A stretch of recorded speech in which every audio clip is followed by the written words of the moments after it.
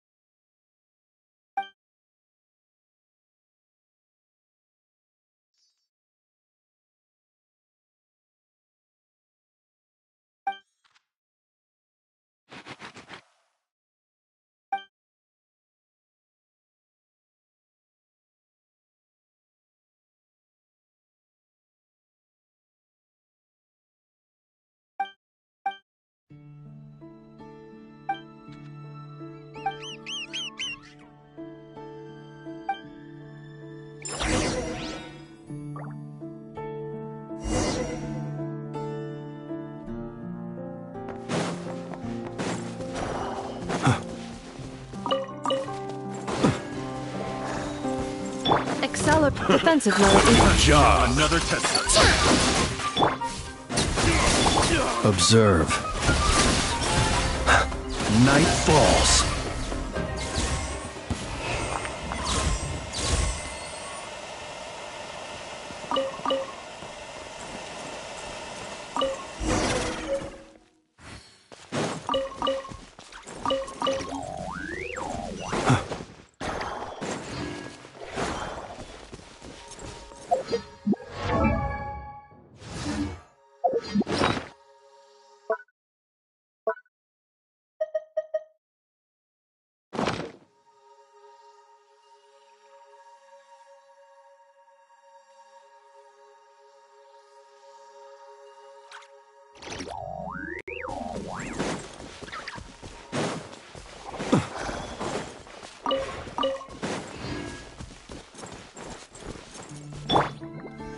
Let the show begin.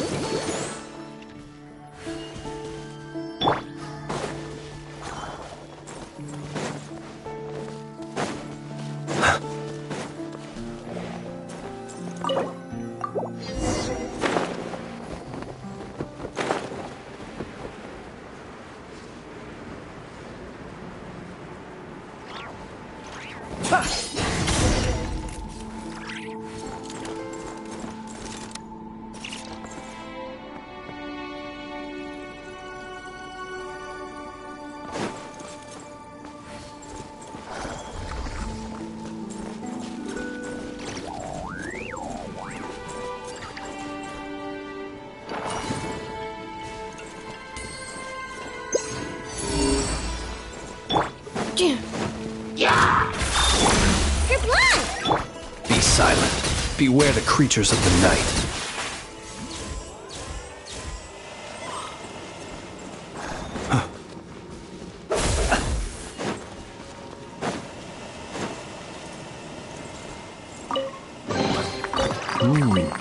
Not to be sniffed at.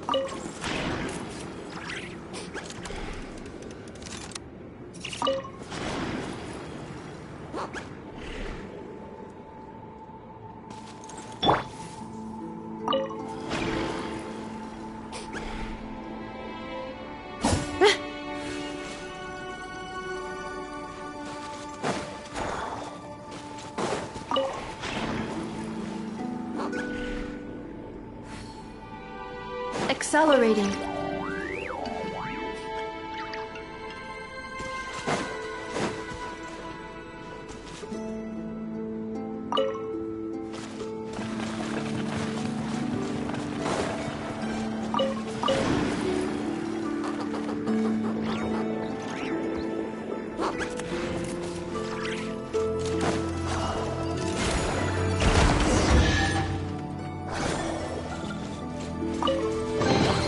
Initiating categorization process.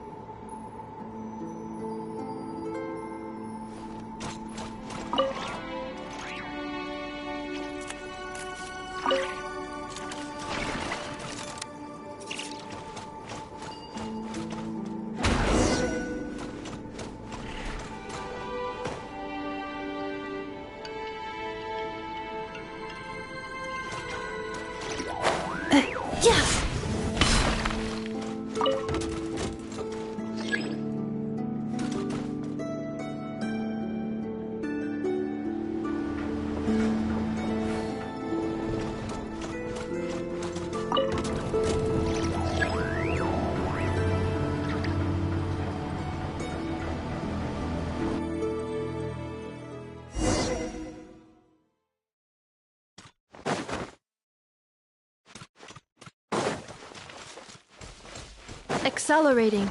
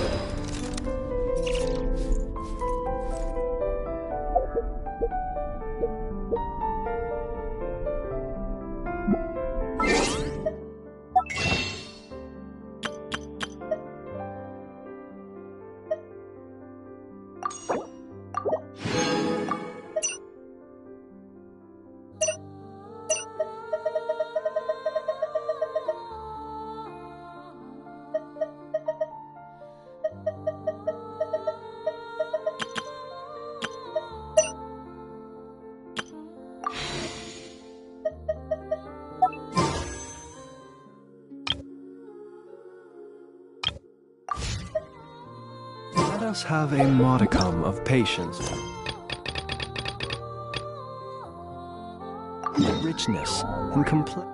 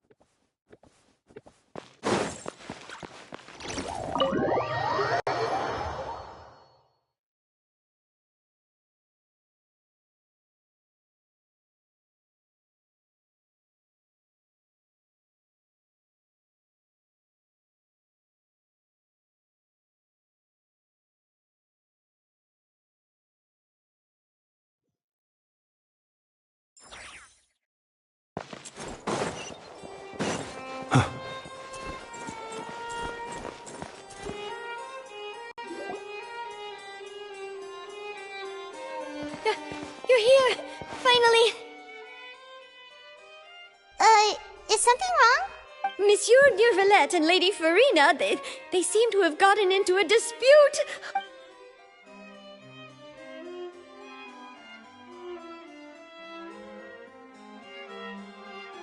Like I said, I've already explained everything! And yet the problem has not been properly solved. There is little space for excuses between us. It is not my intention to offend you, but please, tell me where you stand. You are the Hydro Archon Focalor, are you not?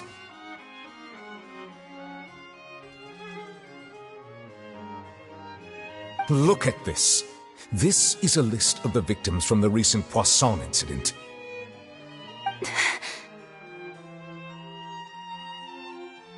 You mean... they're all... We did not arrive in time to avert this disaster, and I will not have it happen again.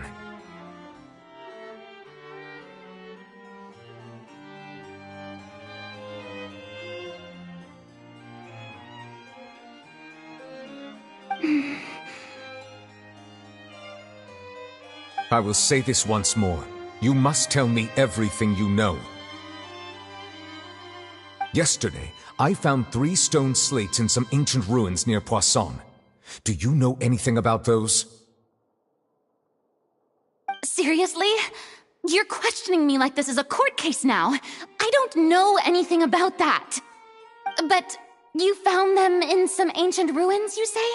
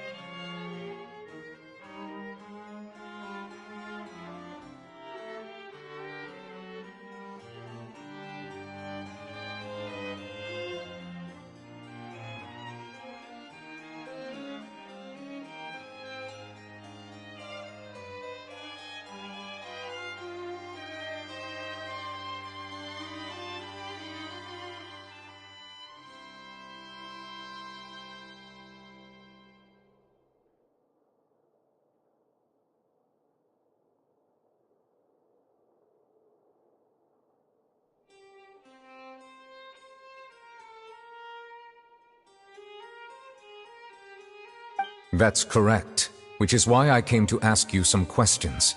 There should have been 4 slates, but one of them was missing. The other 3 feature different images that seem to correlate to the prophecy.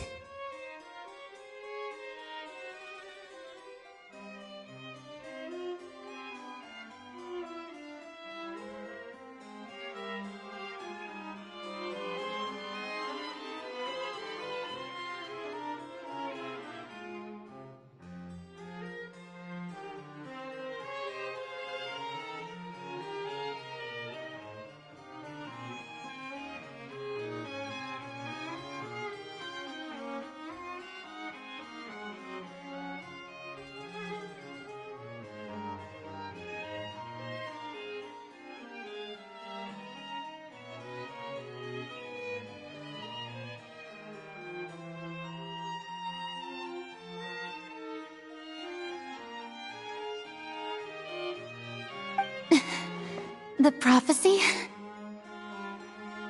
The second of these slates depicts the previous Hydro Archon Egeria kneeling before a floating island in the sky, as if confessing something. Do you know nothing of this either?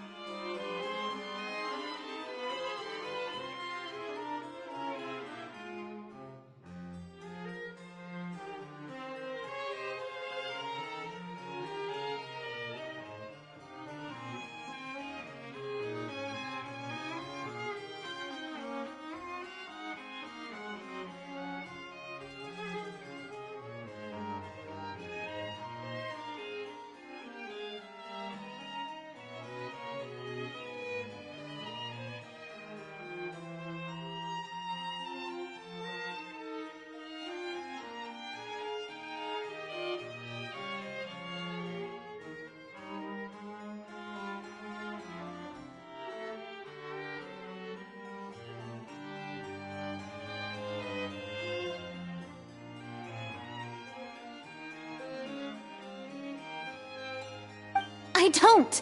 I've never seen such slates. I'll ask you again. Do you really have no information regarding the previous Archon? My deciphering of the slates indicates that the Hydro Archon Egeria once had to confess to, or apologize for, a certain sin. If anyone would know about it, it should be you.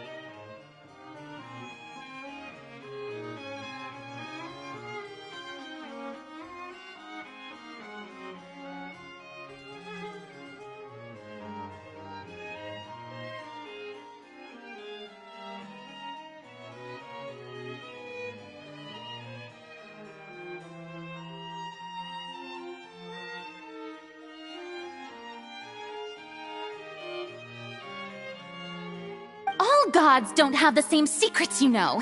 She was herself and I'm me. Is it really so strange that I know nothing?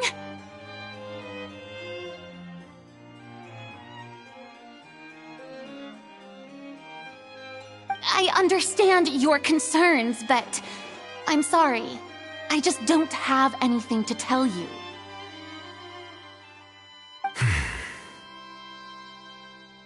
Forgive me for saying this now, Lady Farina, but I have long known of your various secret investigations into certain matters. There are several indications that you have been investigating the prophecy on the sly.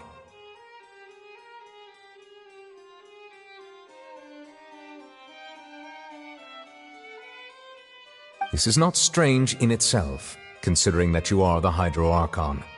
But it is strange that you should also claim to not know any of Egeria's secrets, as well as do nothing following your inquiries.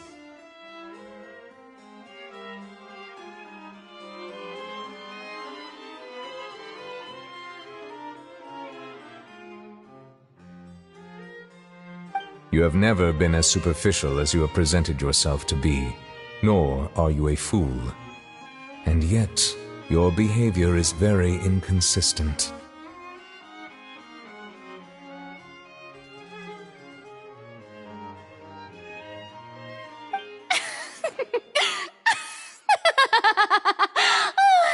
So you've been watching me all this time, have you? I didn't think you were that type. You... Well, since you know about my secret investigations, then you should know I'm actually working to take care of it.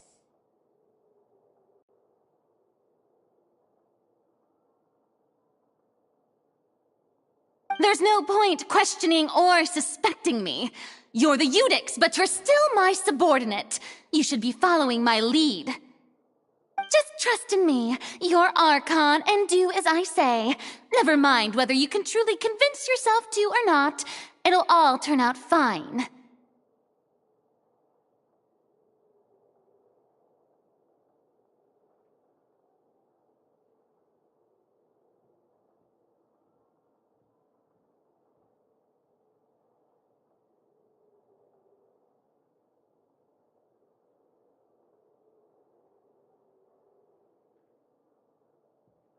That's all I have to say. We do not discuss this matter again. Oh, the opera's about to start.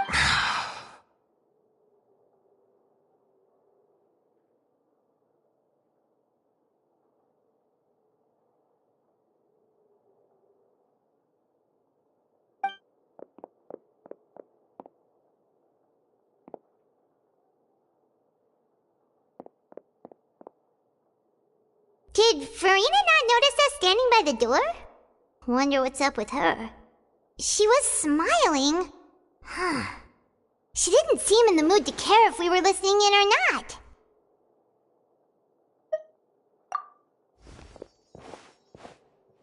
I assume you've been outside for a while now? Oh, you noticed. Seems Farina didn't even realize we were here. She was in a great panic, though I cannot discern the reason. Our discussion reached impasses time and again, a state of affairs that we cannot allow to continue.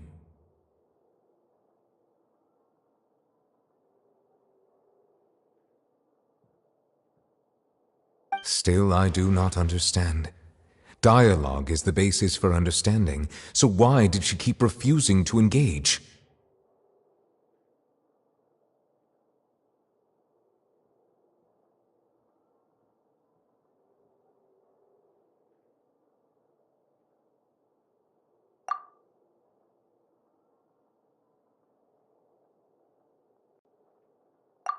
Everyone in her inner circle has noticed that she is hiding some secret. The issue is her attitude. We may have to create a situation in which she will have no choice but to speak. Oh? Like what? Normally, people will only reveal the truth when standing trial. Perhaps we must have the Hydro Archon experience just such a scenario. But Farina's seen so many trials, and she's really good at dodging questions. How do we make sure that she won't just slip away at the first chance she gets? We will need to consider this thoroughly, join forces with various parties, and then do what we can. If at all possible, I would prefer to recuse myself from this affair, but we must prevent the This may be cruel to her, but all Fontaine is in crisis. The information a god possesses is too precious, and so we must take a chance on this. But who will lend us their aid to do such a thing?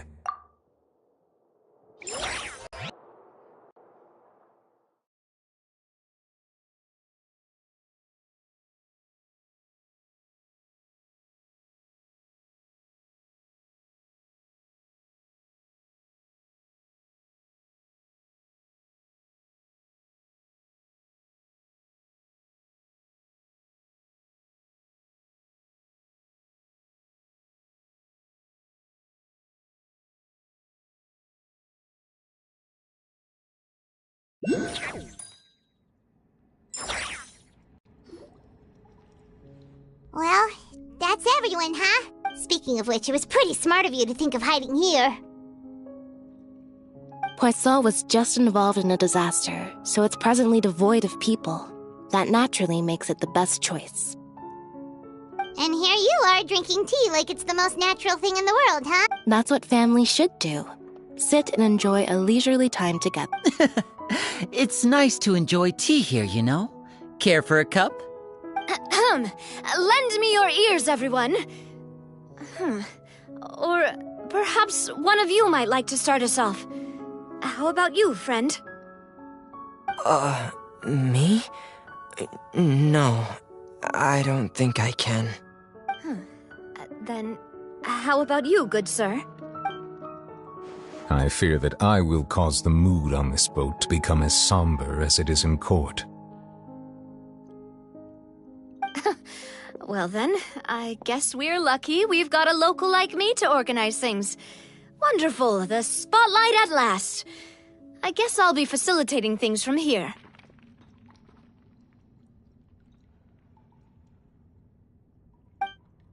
That was a little long-winded, don't you think? Oh, you might be right. Anyway, to cut to the chase, as for what that is, well, let's start by saying that we'll be pooling our efforts together to create a series of traps. Oh, how intriguing.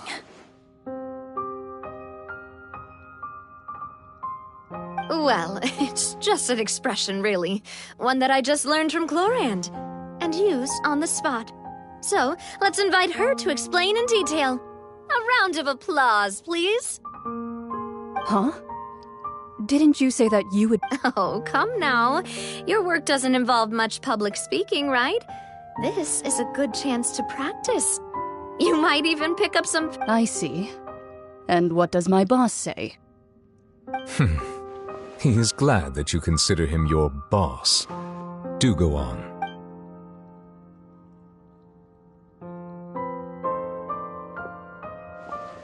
In that case, do any of you have experience hunting? Not that I recall. Fremine and I once used a wooden stick in a basket to catch wild rabbits when we were younger. As for Lynette, I've also gone diving to catch some... I'm afraid not. You may or may not have heard, but Fontaine once played host to a group known as the Marechaussee Hunters. Though that was their name, they did not hunt animals, but rather various monsters left behind by the ancient dynasty of King... Today, Fontaine's monster population has already thinned greatly, so the hunters have blended back into society, taking up arms in other lines of work. They even left a unique method. A trap comprises of the following components: bait, a trigger, and a containment device. Sometimes a lethal implement will... So, if we were to build a trap together, right now... For me, I would prefer something basket-shaped. Pigeons and rabbits. Our line of work requires a deft hand, and we're some of the best... You used some of those techniques while moving the people of Poisson, didn't you? My subordinates mentioned that you even performed some magic for the ball. Yes, and I even managed to gather some intelligence in the meantime. I'm afraid I can't claim that as my strong suit. I prefer more stable methods, like placing bait. Calm and steady. Exactly the kind of person who would cut... And I can be their assistant. With discretion, I'm sure. I'd probably use some sort of mechanical animal. Papa once bought me some small clockwork squirrels, mice, and such. I remember that you liked those too, didn't you? I did. And that would be a good way to go about it. If they're realistic enough, animal... What about you, Monsieur Neuvillette? I fear I do not have any related experience. That makes sense. You usually solve problems directly, but I do have one more question for you. If we were to create a trap now, how would you design it? I would like for it to be effective, but bring no harm to the prey. A more gentle... Kind, as always. However, our intention doesn't necessarily... If we wanted to kill the prey in one strike, we would need a powerful implement. However, that also goes for prey... Wait, why is that? Only a hunter who's a true expert at subduing their prey can snare it without harming it. The line that divides life and death is often exceedingly thin.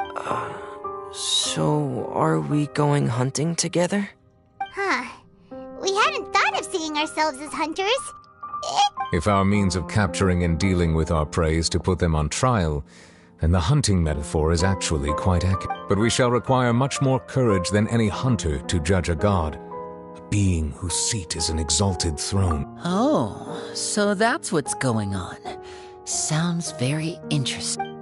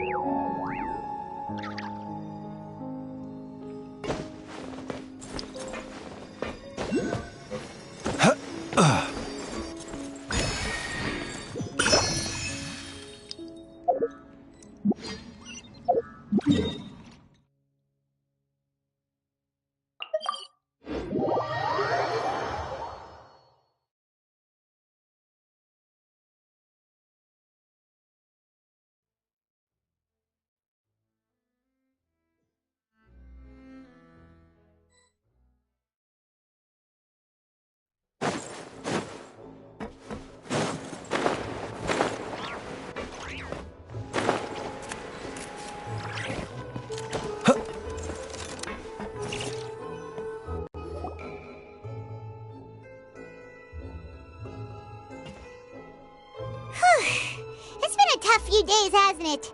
So much has been happening. Paimon didn't think the meetings would go on for so long, but Paimon thought they'd be at least a little frightened. Well, Fremine was, now that Paimon thinks about it, but it's hard to say. Paimon doesn't have any experience with this sort of thing. But after all, you're the most reliable person in the world. Did you just pour some then what's that?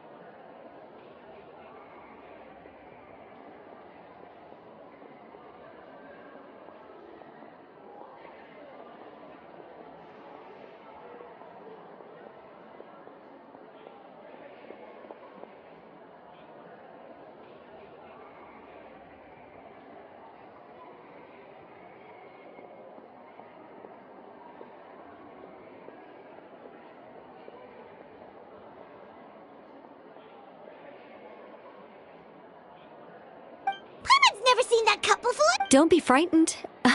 I'm just joining you two for tea. Who's that voice? What a strange conclusion. And yet, even you feel confused. As such, I couldn't resist but come by for some tea and a chat. Consider me a passerby, just accepting a commission.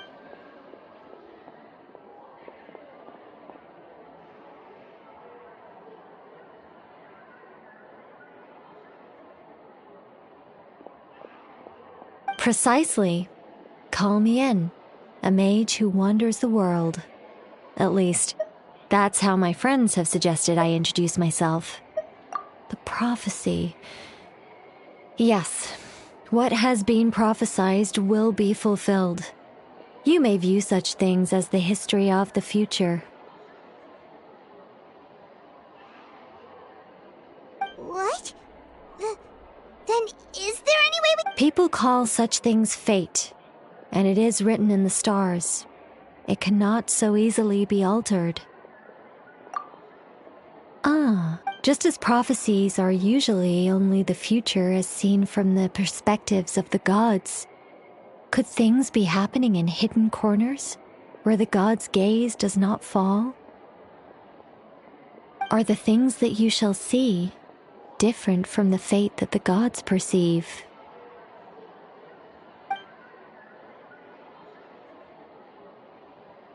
What is she talking about? It all sounds really impressive. I believe that you understand, right? Ultimately, fate shall serve as your only guide, no matter what. This was good tea, by the way. Thank you for your... The voice.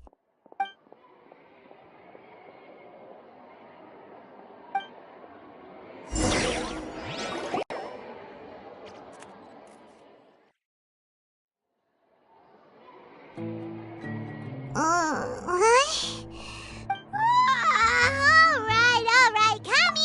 Hey, it's you who's getting lazy. Well, I see I've walked in on some lively band.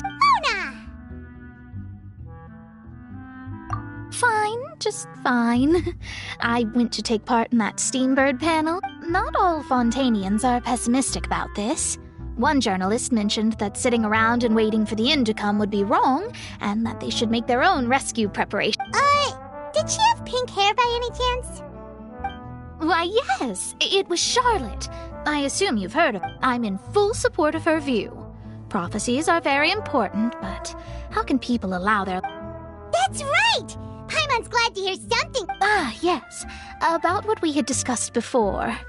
I did try, but I'm afraid I couldn't reach the old hat. Huh?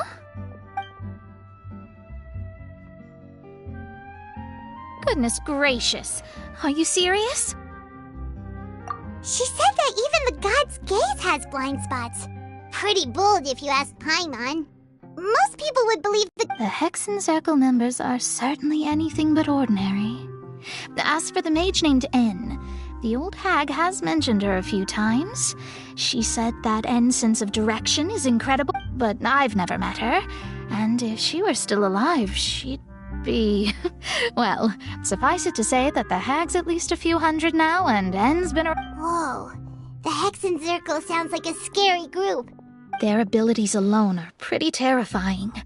If she came to see you personally, then the problem you're facing must truly be of great importance.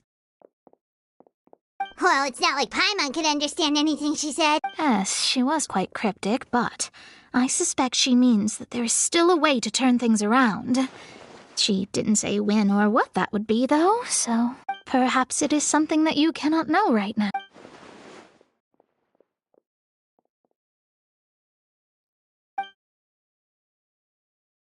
Traveler, Paimon?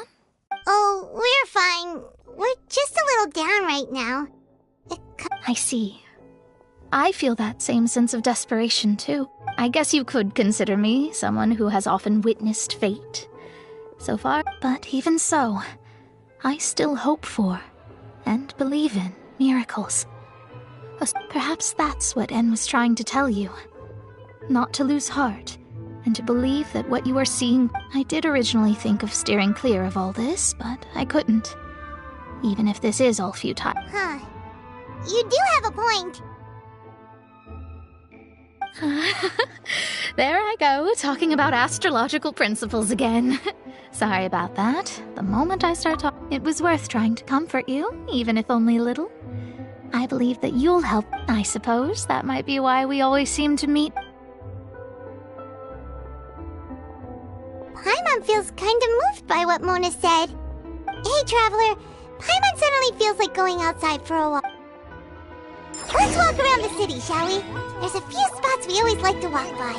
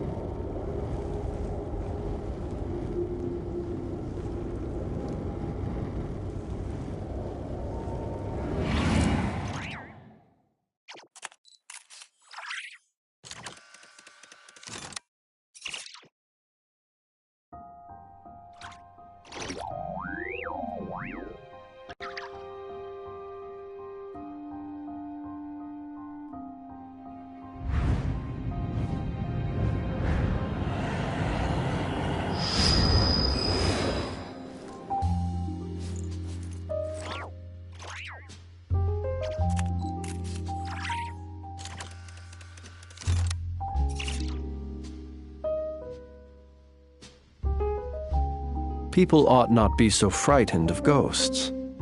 They are merely talking shadows, chattering away endlessly about their past affairs.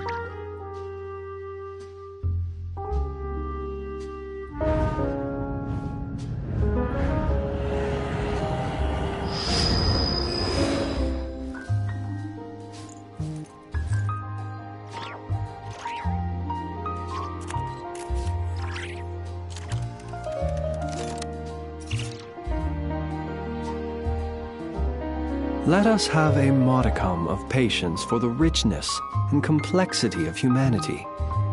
The wanton cruelty of the few is not worth our ire.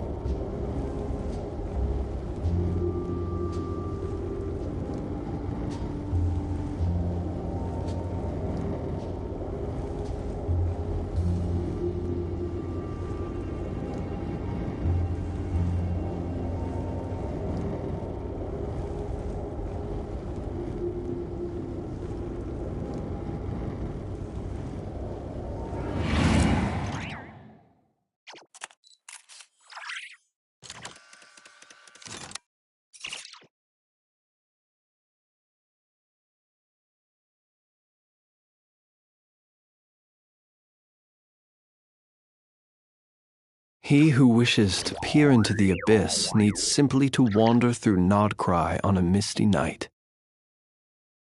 The march of the wild hunt will be sure to drag him into the darkness.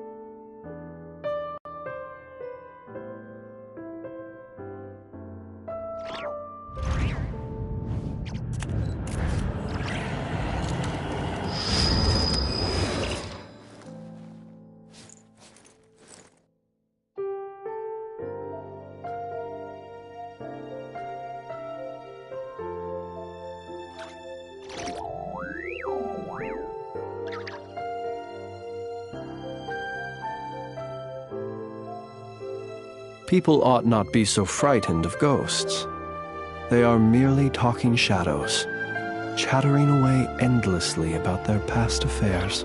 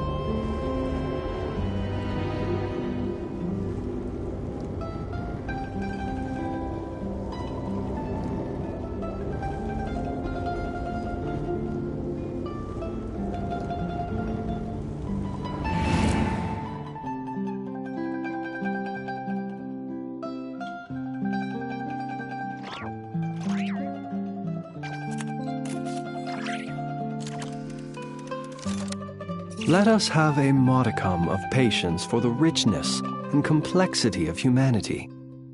The wanton cruelty of the few is not worth our ire.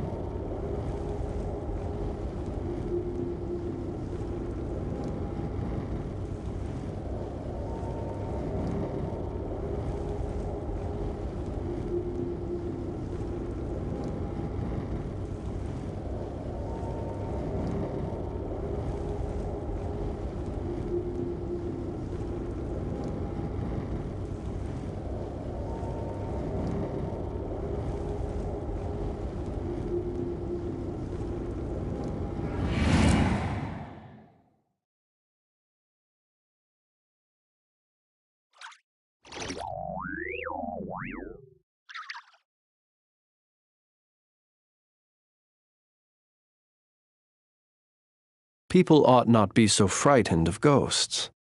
They are merely talking shadows, chattering away endlessly about their past affairs.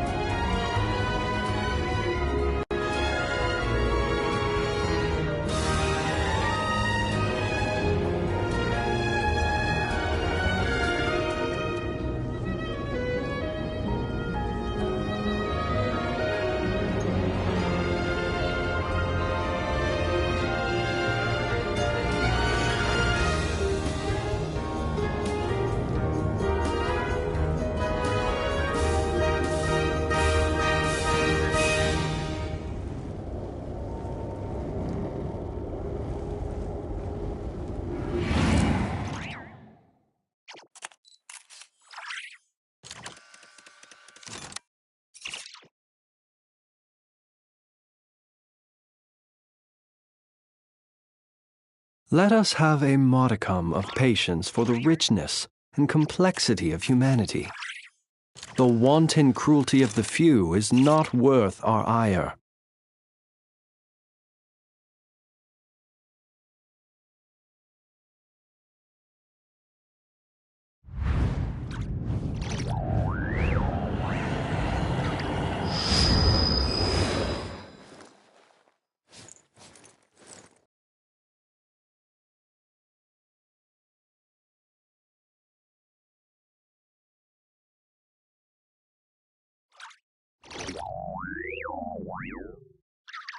He who wishes to peer into the abyss needs simply to wander through Nodcry on a misty night. The march of the wild hunt will be sure to drag him into the darkness.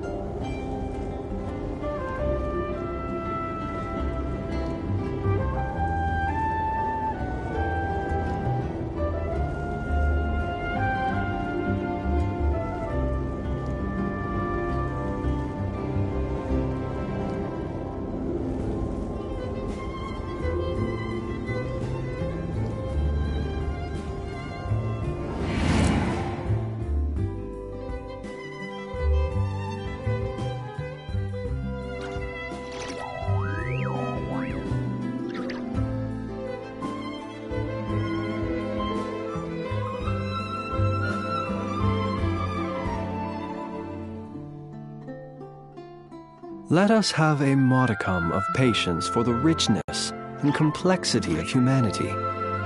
The wanton cruelty of the few is not worth our ire.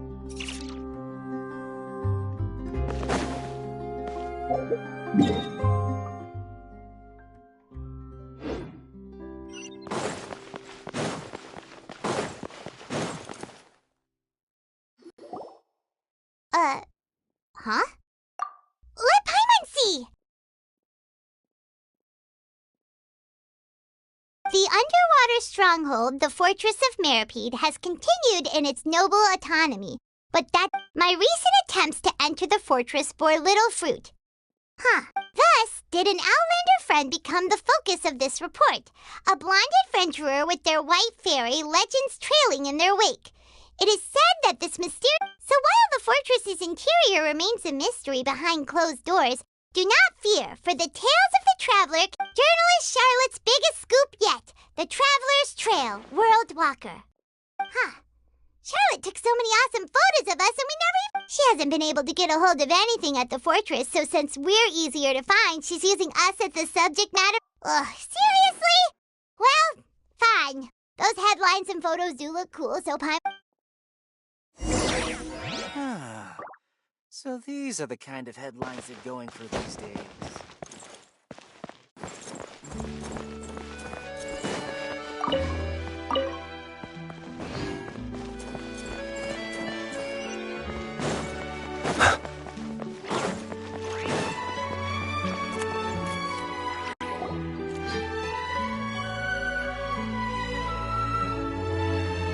we're here!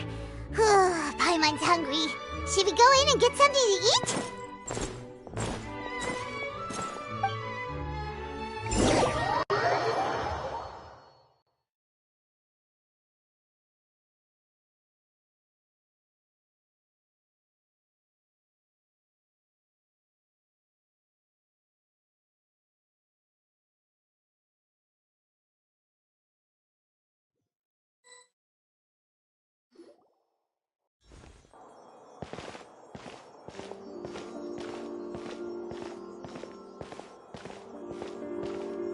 Hey, quick! Look! That's the limited edition, only 16 slices a day cake! It was so delicious the last time we tried it, despite the tense situation we were in. Let's get... One slice of cake, please. Someone showed up after all! Oh, wait, you're the one from the Palais Mermonia. Oh, are you here to buy cake too? It seems Monsieur Nervalette was right. You really can't... Wait, did he really say something like that? That's right. Even he has his own preferences when it comes to food. As for me, I love... Do you come here often? Usually every day. Every day? It's part of my daily schedule, apart from work. I shall have my cake and coffee. Then what if someone told you one day that this place would be closing soon, and you wouldn't get to eat cake here anymore? What? But why would it close? Well, Paimon doesn't know either, but maybe... Oh, the prophecy. To be honest, I haven't paid much attention to that. No, still, even if there'd be no more cake tomorrow, that wouldn't keep me from having some today. No, it's the same for eating in general. You might not be able to eat tomorrow, but if you can do so today, then you should carry on. That's what people call live. Don't be sad. Excuse me, could I have 2 more slices of cake? These 2 slices are for you. Sijuin said that this kind of expression you're making is what humans... Oh, you know Sijuin? I sure do. She was born before me, and she sometimes comes to the surface to... She said that humans are creatures that are saddened easily. Yes, and you can only lift their spirits by feeding them delicious... I've got something else to do, so I'll be going now. You two try to stay in a good mood after eating, all right? Bye.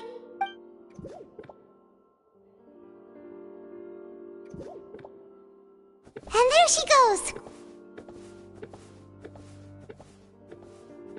All right, let's dig in. Paimon should... It's more delicious than last time. And the flavor gets even better with a sip of tea. It sure would be nice if we could always eat delicious...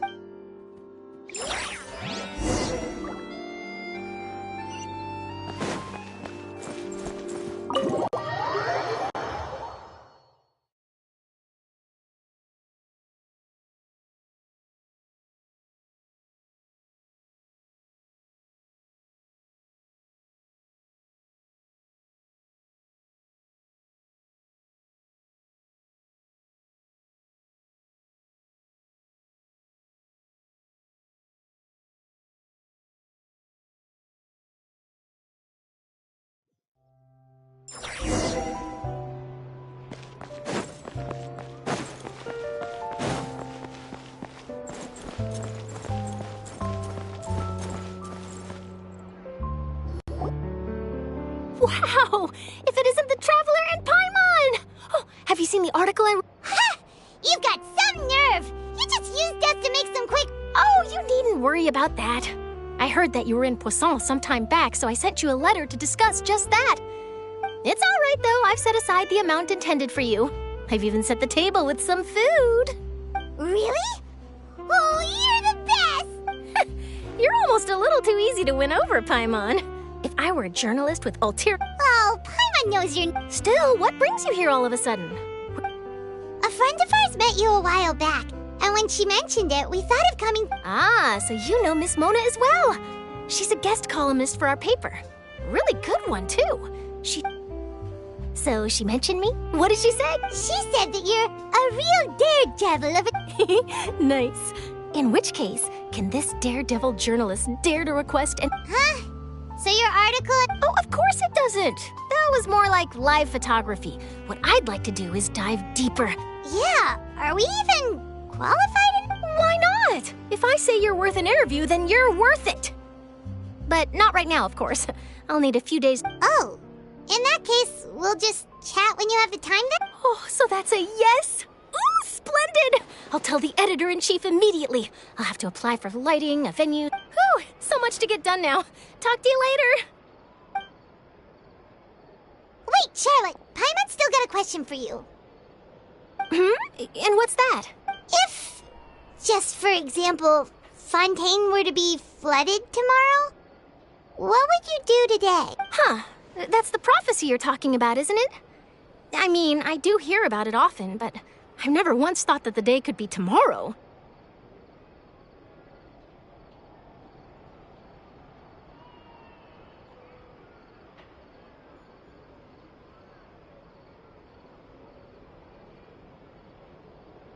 If you're seriously asking, then I might try and think of a way to leave Fontaine. Oh, but I'm still a journalist first and foremost. That means I have a duty to be reported. From what I've seen, most people don't know what they'd do should the worst come to pass. In truth, it might be better just to behave like normal rather than worry over such an end. So in all likelihood, I'd probably still be prepping at the office for that interview of ours. I know what you're thinking. That sounds a bit sad, but I've always believed that it's best to do what you enjoy. Just think about it. If this nation really were to be suddenly destroyed tomorrow, but I still successfully finish an exclusive interview with a truly unique person, then the story... And then do you know what I'd do? Well, I'd write that story, send it for printing, and use messenger pigeons to get copies out to the various nations as... I'm not a dreamer, nor am I a workaholic, but I do love my job, and I'd be proud of leaving such an article behind. I guess you could say that I was born to be a journalist. But anyway, that's my answer. And on that note, I'll get back to my preparations. That's so nice. All of a sudden, Paimon actually kinda envies her. Anyway, let's go and take a look at the sea, shall we?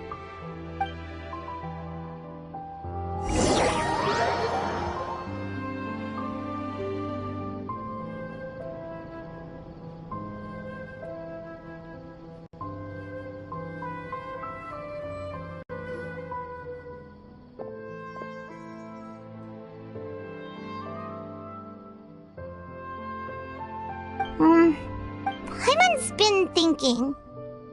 If it wasn't Fontaine, but all of Tevat that would be destroyed tomorrow, where would we go and what would we do? No, Paimon should ask, if you could choose, what would you...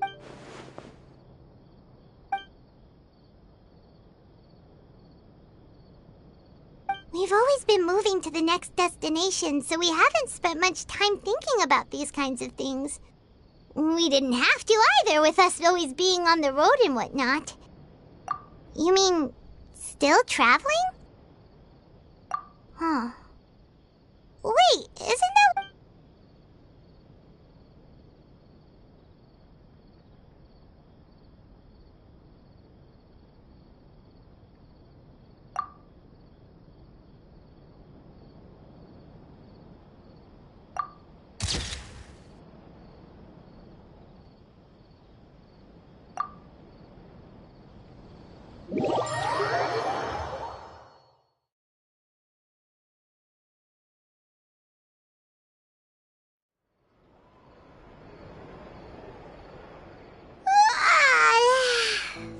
like you'll grow mold if you stay here long enough. But it's still better than the Fortress of Meropide, that's for sure. It's not— Ah, so the two of you are still here. Oh, you're from the Palais Mermonia, aren't— Yes, I'm Isadora. Monsieur Nervillet sent me to look for you two before. I heard that afterward you went to the Fortress of Meropide. Not at all. I'm well aware that you're friends of his. Yes, inside the Opera House. The Maréchaussée A riot? Well, that said, I don't personally think it— Lady Farina was watching a performance at the Opera House, and while she was resting during an intermission, some other audience members suddenly started harassing, loudly accusing her of doing nothing about the prophecy And before she could respond, others started to join in. The crowd continued to grow, and protests against the Hydro Archon started to break out. So people have started to put the blame on Farina. Guess they finally found an outlet for the pressure they've been under due to the prophecy. I agree. People will naturally rely on gods, as is customary. But the moment people feel threatened, gods are— So what happened after that? Is Farina okay? Seeing that the situation was spiraling out of control and that further argument was pointless, she claimed that she'd gotten tired of this and left in a hurry. The Maréchaussée Phantom had their hands full maintaining order and did not catch where Lady Farina had gone. Only when things had stabilized did we realize that she had gone missing.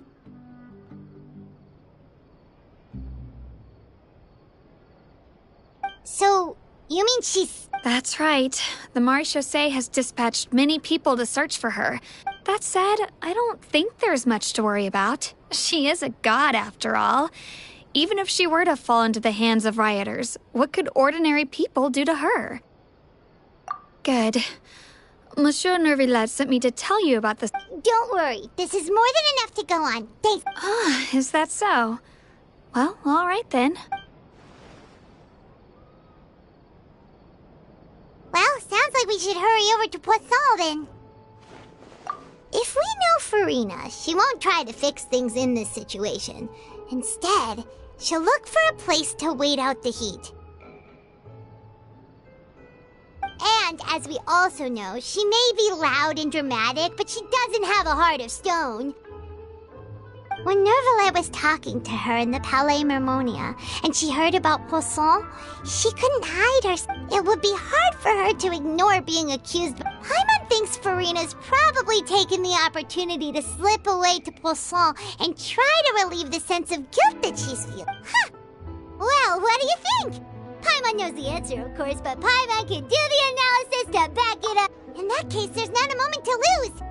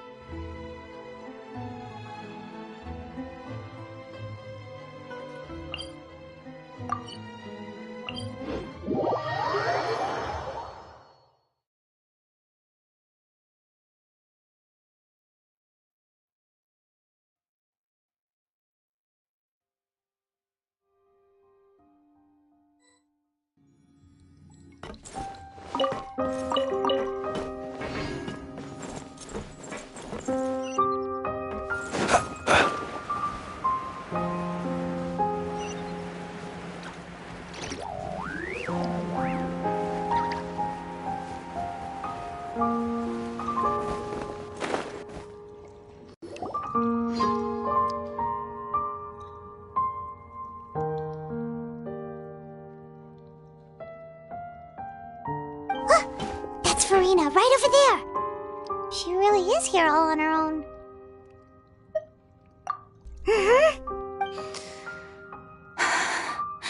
Should I just give up? What was meant to happen did happen after all. Everyone's dead. I'm sorry. I'm so sorry.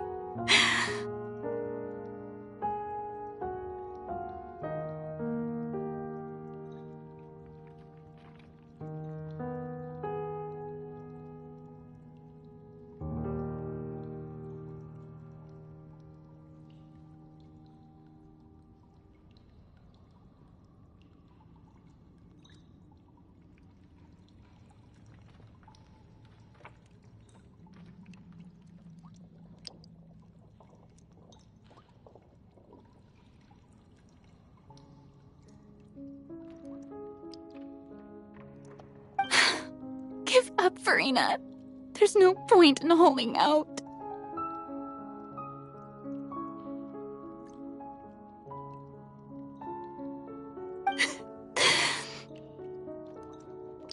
I'm sorry. But what can I even do other than to repeat meaningless apologies over and over?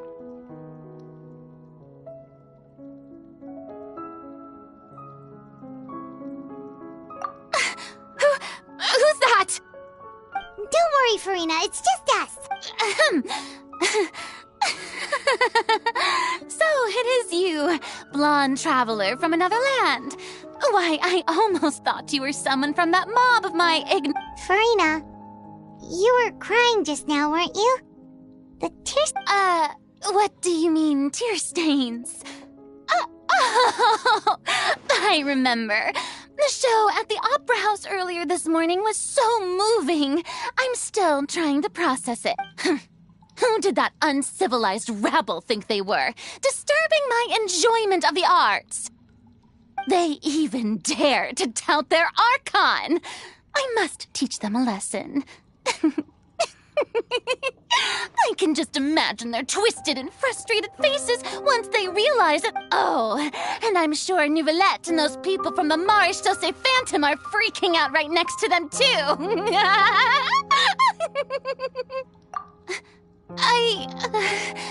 Of course not. Hey, there she is! The Hydro Archon's over there! Quick, after her!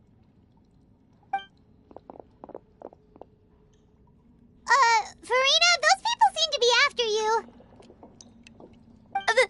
They are? They're just some rabid fans who want to cut the line because they haven't been able to meet me in person, aren't they? That's against the rules. I can't let them get their way. Farina just ran off! Quick, we have to catch up with her!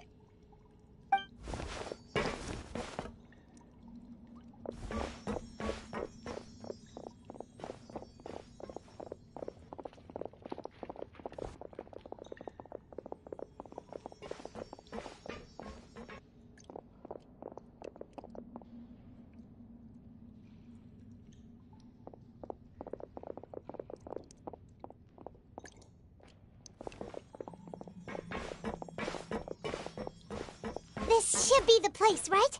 Hey, Farina!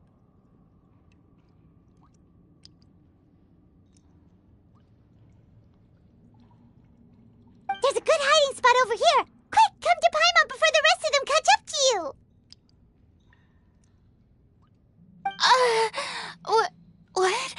What is this place? Hurry, they're almost here! Fine. I suppose haste is warranted. Lead the way.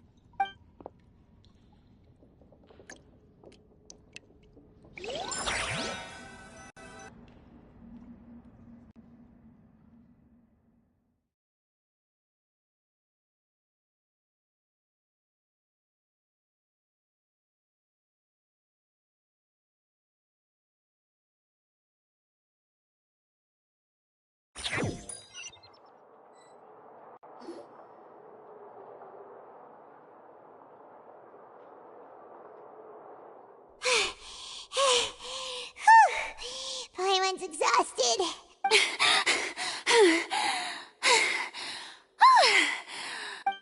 No, I merely gave in to the sheer enthusiasm they displayed. You're right. Yep, that's a good girl.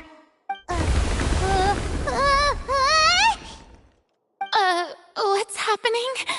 The ground's shaking. Is it an earthquake? Yeah, a quake of this kind preceded the flooding in Poisson, didn't it? It can't be. It's happening again. Well, there's no need to worry too much about that. Nouvellette's made some emergency plans, so the evacuation should go a lot smoother this time. Yeah, I hope you're right. But the people of Poisson, they've already...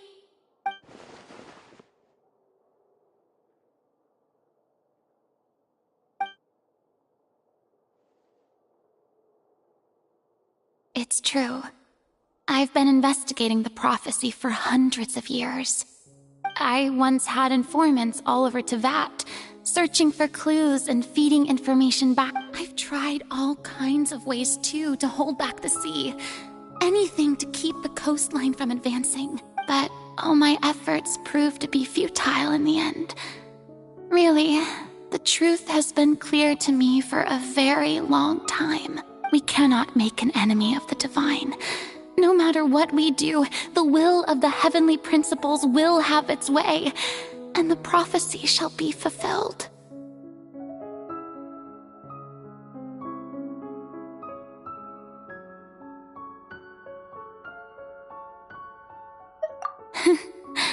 Give up. I do love the sound of that phrase. It would mean finally coming to terms with fate, but also for me to finally be free. Indeed, I've thought about giving up so many times, especially after we almost lost Poisson.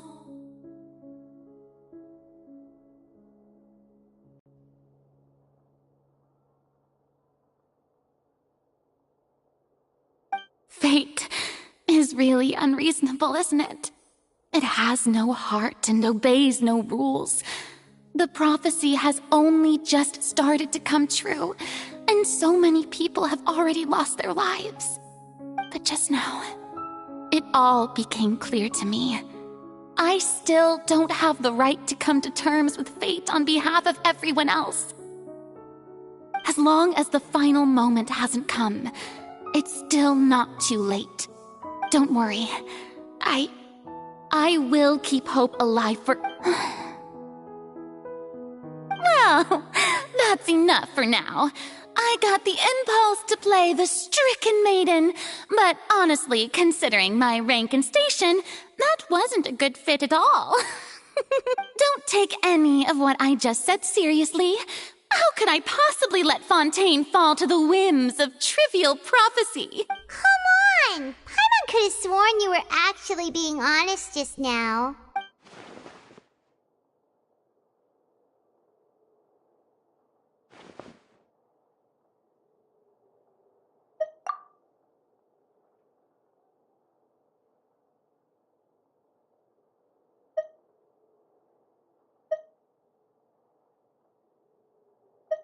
Share my burden. That's impossible.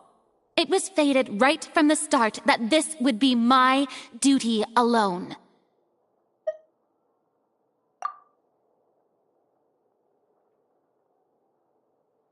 A witness.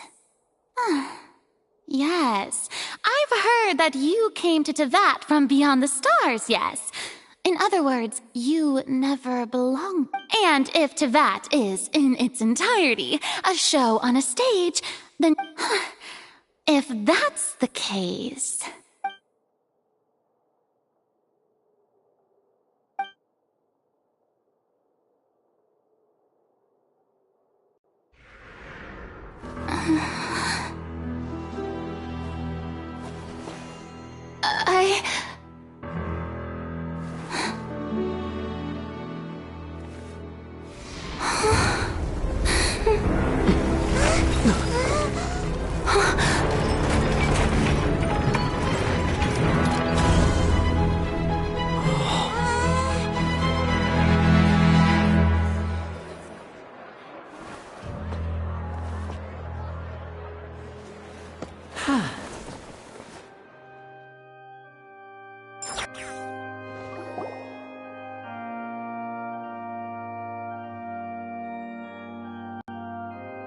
Ladies and gentlemen, this concludes my opening performance.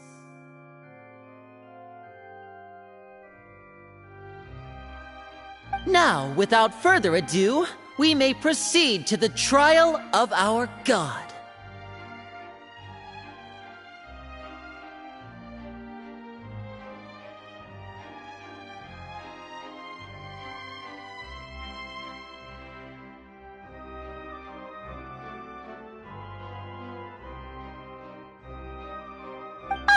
So, this is what it is. Yes, You just do not forget, however, that I am Fosalor, the god of justice, the embodiment of justice itself. Does it not strike you as even the May I interpret these words as your refusal to stand trial? In that case, you will have the opportunity to defend your honor through a duel.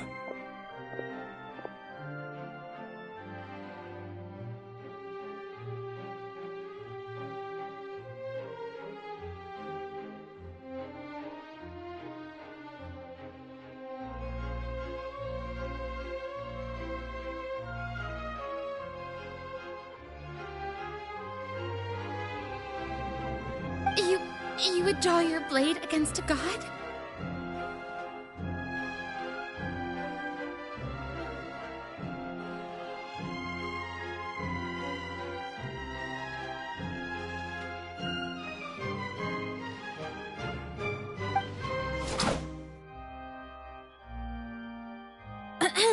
I see. It seems like you have made up your...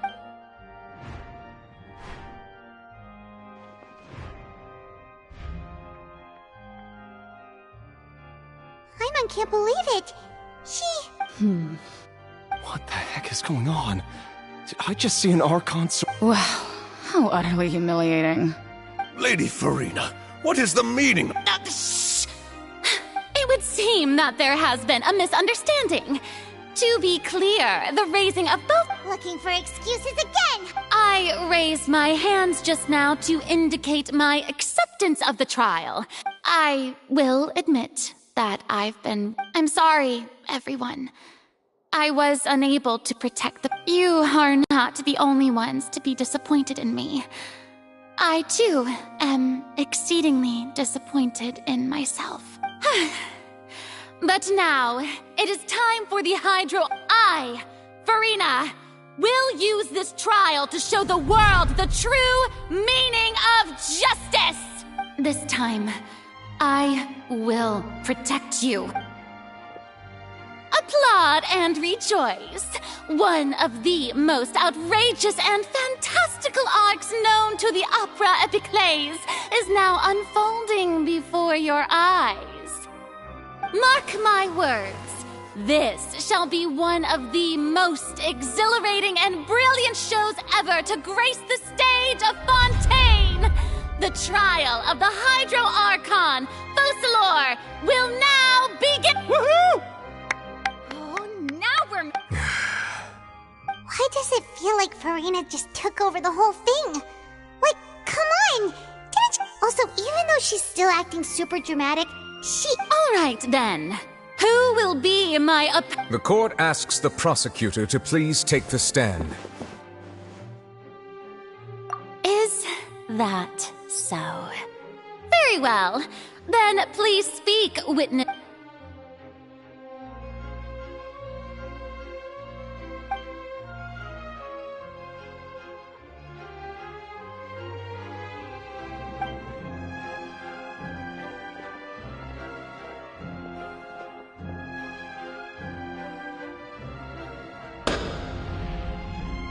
Also, please allow me to ask, as a final question before the trial begins, just how much work did you do to force me onto this stage? Well, we did do a lot of prep after the meeting that day. I can go over the tasks assigned to the Spina di Rosula, since they were rather straightforward and easy. Navia, the president of the Spina di Rosula. Most of the people who participated in the disturbance this morning were my subordinates. They changed into plain clothes and came to the Opera House as regular audience members, waiting for the perfect opportunity to incite insurrection against you. The people's resentment against their Archon has been building as more and more of the prophecy is fulfilled. A spark was all we needed to turn smoldering anger into a flame. Moreover, according to our understanding and analysis of you, when something like that occurred, you would likely So, we arranged for a second group. So, you mean... the ones who scoured the And their goal was to force you to step into the giant magic box so you may personally participate in the greatest magic performance in all of Fontainian history. That's right. That house was a magic box, rather than someone's residence. As the super ultimate version of the setup that I used when I first performed at the Opera Epiclese, the volume of the box was increased by a whole order of magnitude, and the distance it traversed was the entire gap between Poisson and Araneas. Its cargo, of course, was an Archon instead of a human. My thanks, Farina. Without your help, we could never have pulled off such an extraordinary performance. You're welcome? Of course, this performance was only made possible with Father's support. The House of the Hearth spent a massive amount of labor in Mora to pull this off. We had to select a location, construct the giant magic box, dig a tunnel, and open up a path through the water. It was a lot of work for all of us. So, in other words, the earthquake that we felt within the giant magic box... That's right. It wasn't a sign of another disaster to come. Then, I can guess Nervilette and Cloran's parts. You gathered a crowd, prepared a stage, and made sure that the champion duelist would be immediately ready for a fight. Also that as soon as I appeared on the stage, the trial Yes, that is correct. Well, Clorand, I must commend you for your courage. Only the most outstanding champion duelist in all of Fontaine would accept a duel with an Archon without flinching. Thank you. As for you, Traveler, I suppose your role was to keep me distracted with conversation once you found me in Poisson. You'd make sure that I didn't notice anything amiss before revealing yourself as my prosecutor once we'd arrived onto the stage. Oh?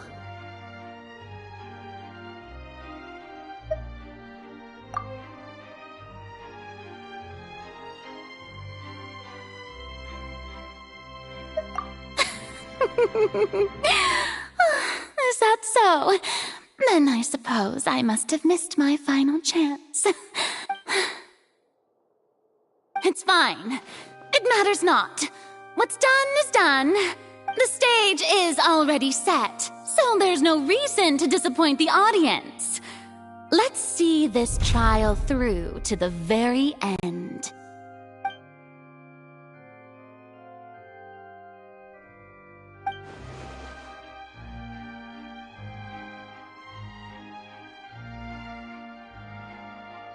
Sir Prosecutor, please allow me to pass this along.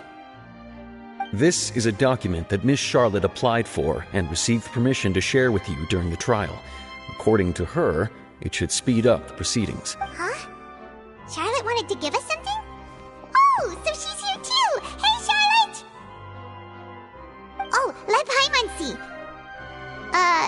Isn't this the exclusive... Wait, then that means this document is a perfect... So in other words, we can refer to this anthology of evidence every time we want to use something from our journey as evidence for an argument. Let's quickly confirm the information in it. Just think of it as a refresher, alright? You defeated the Hydro Archon in the very first duel you took part in at the Opera House. I didn't think that you'd wind up getting to the bottom of the case I'd been following all this time. I guess you could also see this as a happy coincidence. This is the first time Monsieur Nervilette had a difference of opinion with the Oratrice. Even the Hydro Archon can't figure it out. A Fatui Harbinger. She's an extraordinary person. Her instinct must mean something. The fortress of Meripede was almost destroyed in a single day. That I didn't witness that scene personally will always be a source of professional regret, I think. According to Monsieur Nervilette, both Child and that whale should have been in the primordial sea at that time. I nearly lost my awesome friend Navia. To be honest, that still gives me shivers.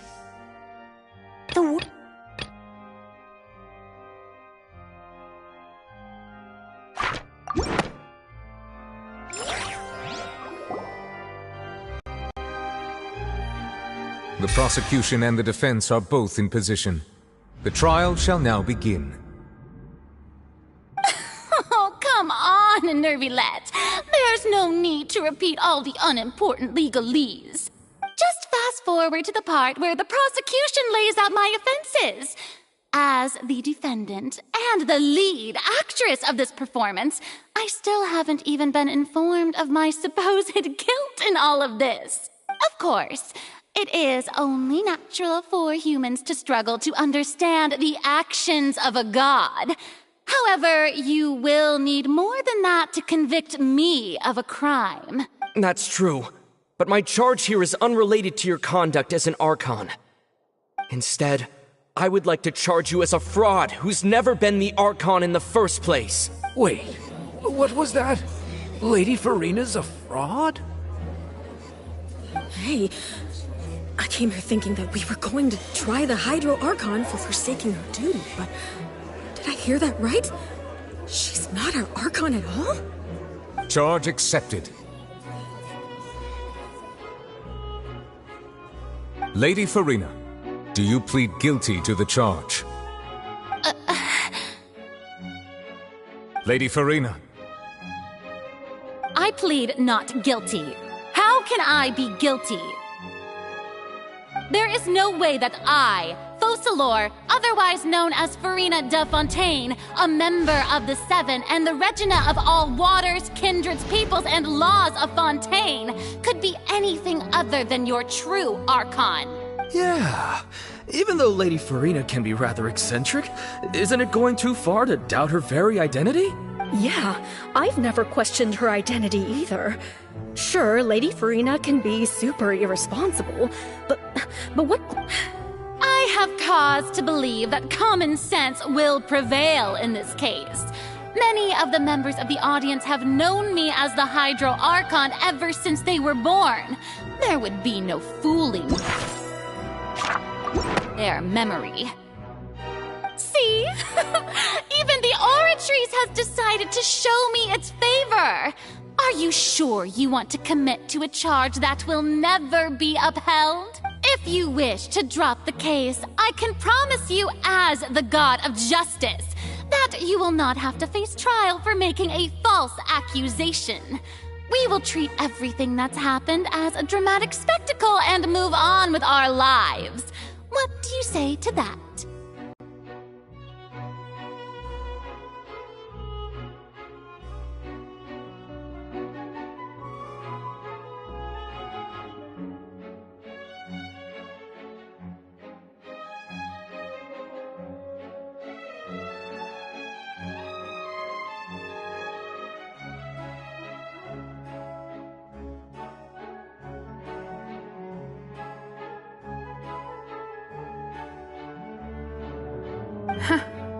An argument with near impossible odds, huh?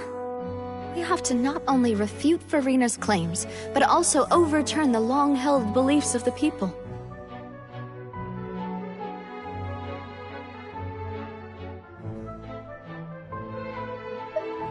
Well, I tried to give you the chance to surrender. If you must persist, then let me ask. If you believe I'm not the Archon, then what manner of being do you think I am? And if I was not the Archon, then how did I manage to live for over 500 years?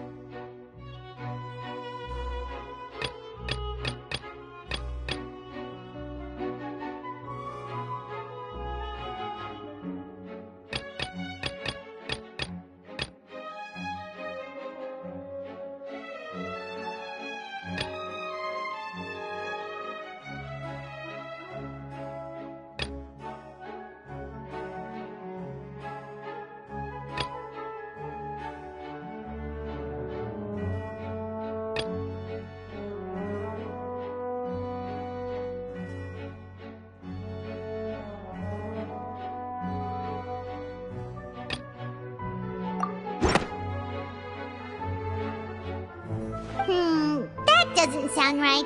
Paimon doesn't think this clue can be used.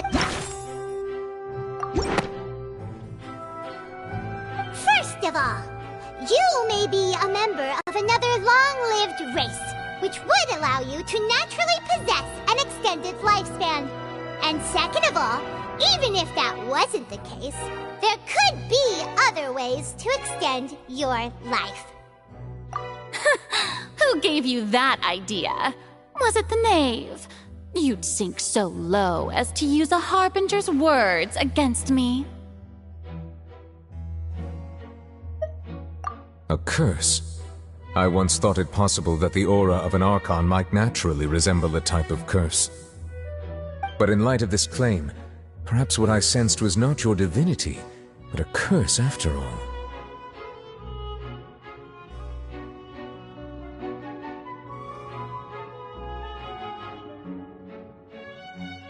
Neuvillette sensed it too, huh?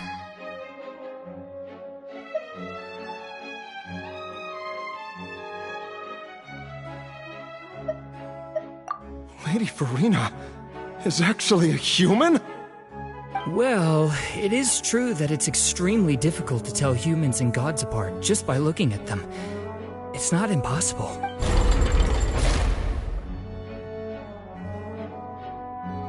Well, don't start celebrating too early now. Even if I have been carrying a curse like you said, how does that prove that I am merely a human being? Besides, everyone knows that the main difference between a human and a god is the possession of authority. Gods can do what humans cannot. That's why they're worshipped as gods. For centuries, manifestations of my authority have served the nation of Fontaine. One need only to turn their eyes towards the Oratrice Mécanique d'Analyse Cardinal in this very opera house, or consider the indemnitium that is used in every aspect of life.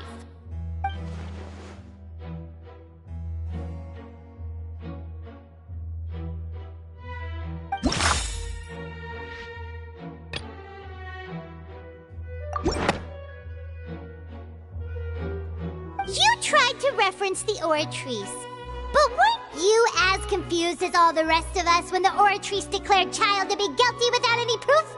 Otherwise, you should have come up with a good explanation for that by now. Didn't I make myself clear at the time? The decisions of the gods are naturally difficult for humans to comprehend. There is no need to provide an explanation.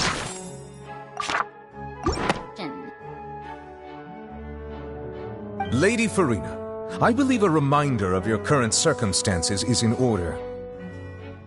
While the court is in session, the principles of justice and the law must come before all else. While you are an Archon, you are also first and foremost the defendant in this trial.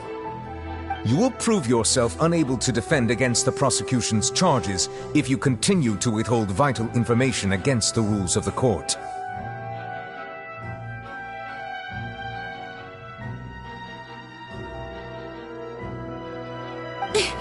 I never thought you'd use that kind of rhetoric. That was no trick of rhetoric, Lady Farina. I've merely reiterated the rules of the court. Rules that all should respect and follow. So, you neither knew why Child was declared guilty, nor did you understand the structure and operations of the Oratrice. Instead of having been created by you, the manifestations of authority you mentioned have been made by the real Hydro Archon, haven't they? The real Hydro Archon? Well, now you're really losing me. It is true that I did not know why the Oratrice gave out a guilty verdict that day. But the Oratrice handed out that verdict unilaterally, and it has been operating independently ever since it was first created. You can't argue that just because a divine creation is flawed, that the god behind it must also be no god at all. She's still throwing out all kinds of excuses. Seems like she's confident that we won't be able to produce proof that she has no power over the Oratrice.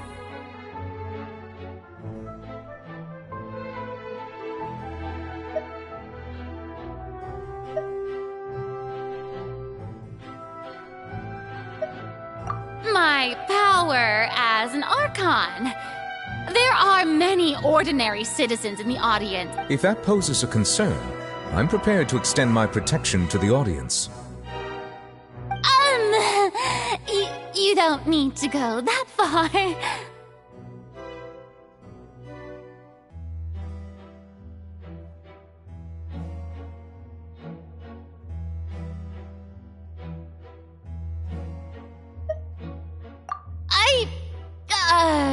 Aren't you the Hydro Archon?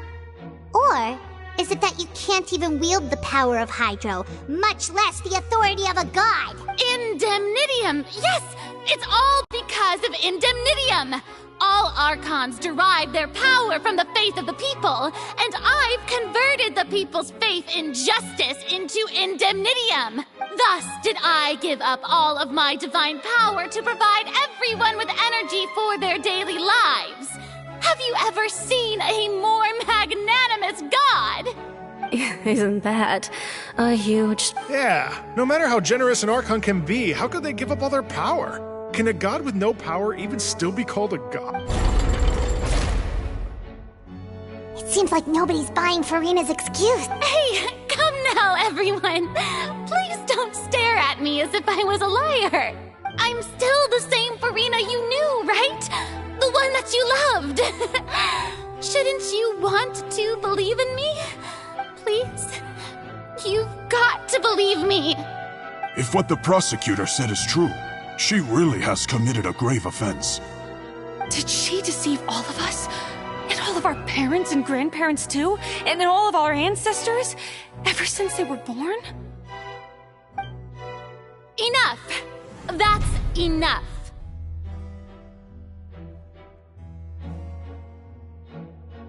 Tell me then, if I'm not the real Hydro Archon, then who is? If you have no evidence of another Hydro Archon's existence, nor can you find anyone who can back up their claim to be such, then what grounds have you to say that I'm not actually the real deal? Wow, she came up with yet another argument. How can we refute her now?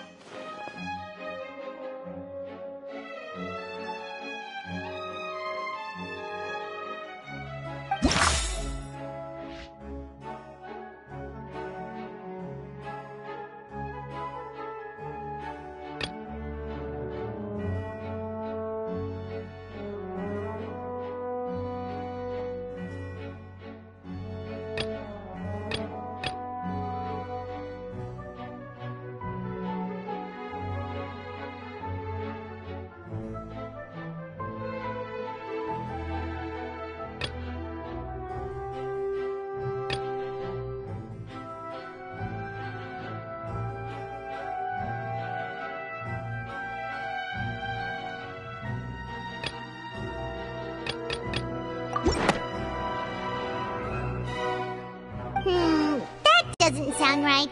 Paimon doesn't think this...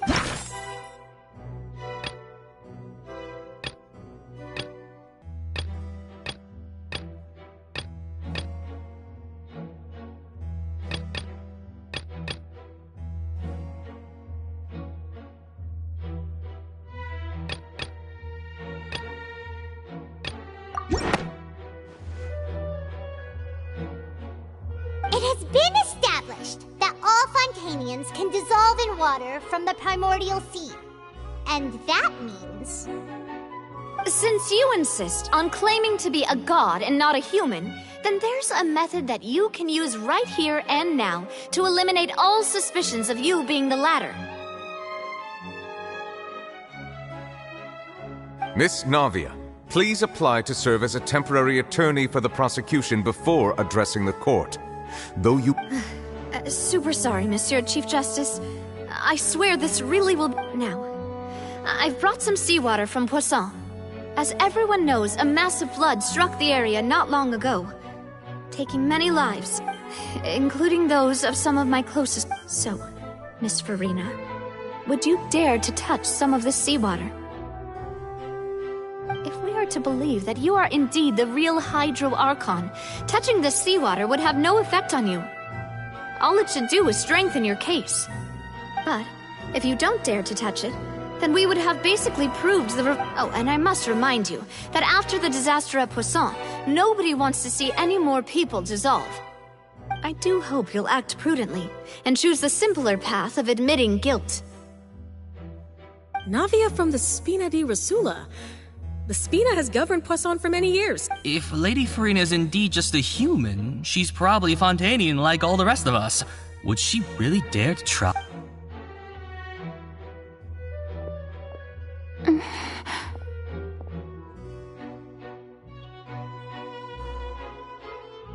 Lady Farina, this test has been unilaterally proposed by the prosecution. As it falls outside the realm of standard court proceedings, you possess the right to decline participation. Well, of course he had to tell her that. But refusing to participate is basically the same as a confession of guilt. She's just staring at the water without saying a single word. It really does seem like she's quite terrified of it. That could have... What's going on? Is she really planning to... that's not what... Due to the inherent risk of the test, Lady Farina, you may...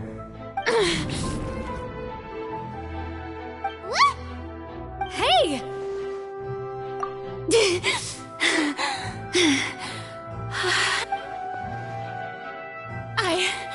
I'm fine!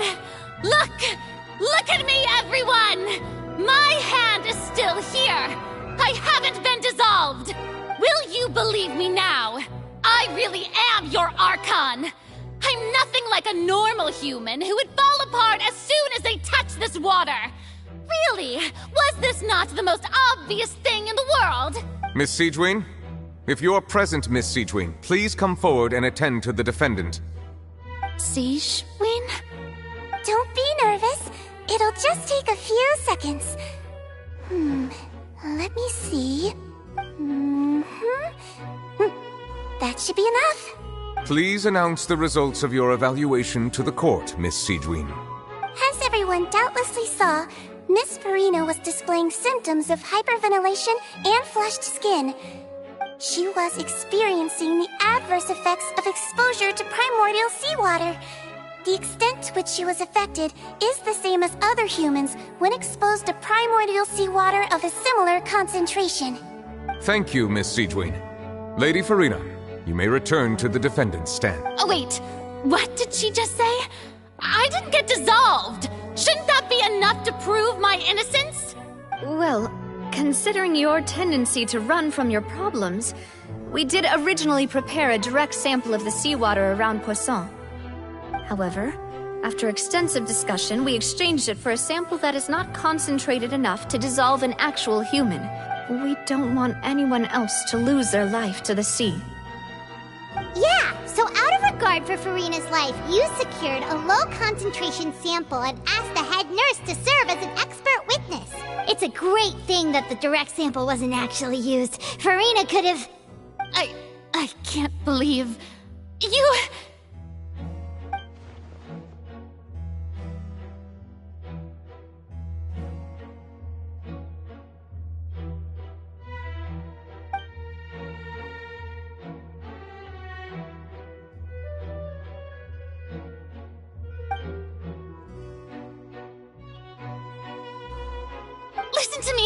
Listen to me, everyone! Please don't give me such cold and disdainful looks! What happened just now didn't prove a single thing! Think about it! How can you conclusively prove that an Archon can't also be affected by the primordial seawater? Also, if I was really just a human, why would I dare to just put my hand in that kind of water?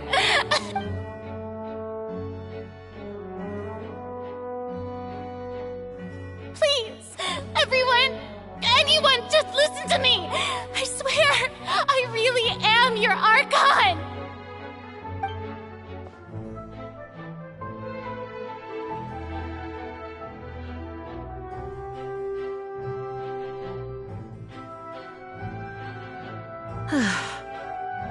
I don't think anything she says at this point will sway anyone. The odds are just too stacked against her now.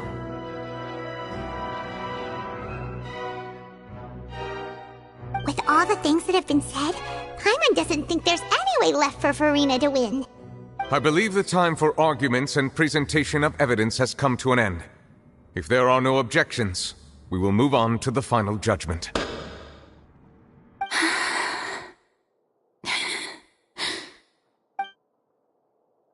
I don't think anything she says at this point will sway her. She's too stacked against her now.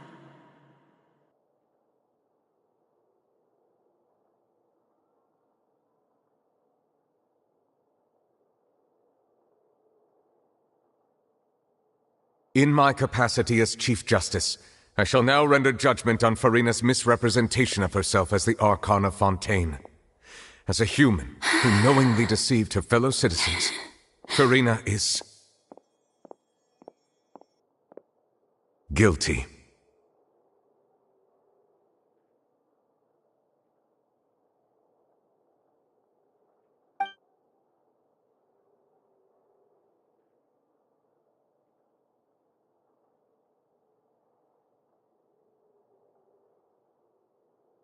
We shall now turn to the Oratrice Mécanique d'Analyse Cardinale to render the final verdict on the charges.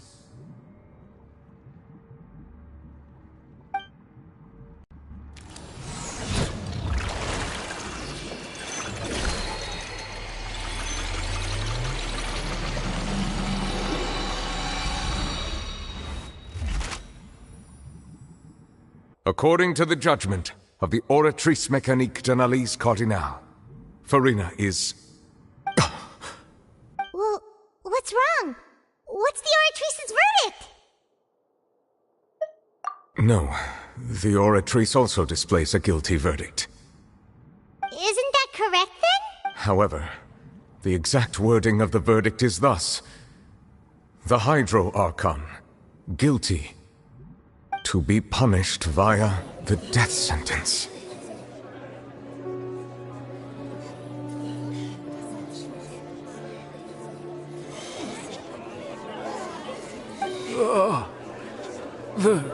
The death sentence? That's actually one of the available sentences? I've always thought that it was just a myth. The one and only time the death sentence has been handed out at the court, and it's been given to the very person we've worshipped as the god of justice? What an unexpected twist. Farina's been sentenced to death by the Oratrice? We just wanted to use the trial to show her the seriousness of things so she'd tell us the truth. How did things escalate this quickly? This outcome is indeed quite strange. According to Fontaine's current definitions of justice, as well as its recommendations for criminal sentences, is this sentence really appropriate for the crimes that have been committed?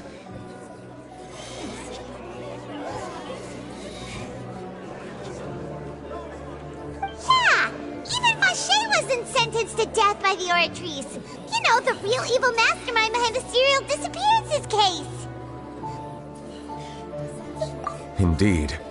Not only is Farina's sentence overly excessive, the very point of our trial today was also to prove that Farina has never been the Hydro Archon in the first place. But now, the Oratrice seems to have deliberately invoked the title of the Hydro Archon. What does this mean?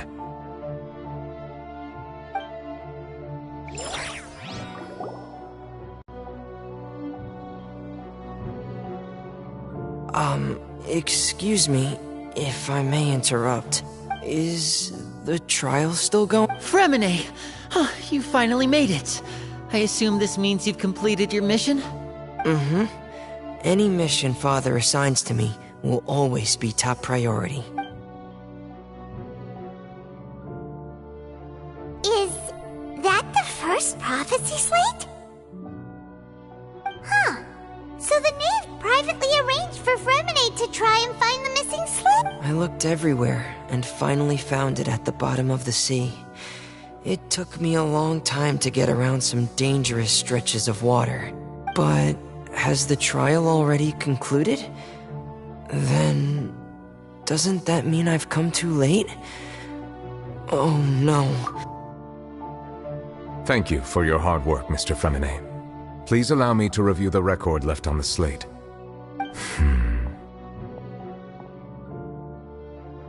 Traveler, I believe that you have already seen the other existing slates, and would like you to come here and confirm their contents. Huh? So what do you see? What is it?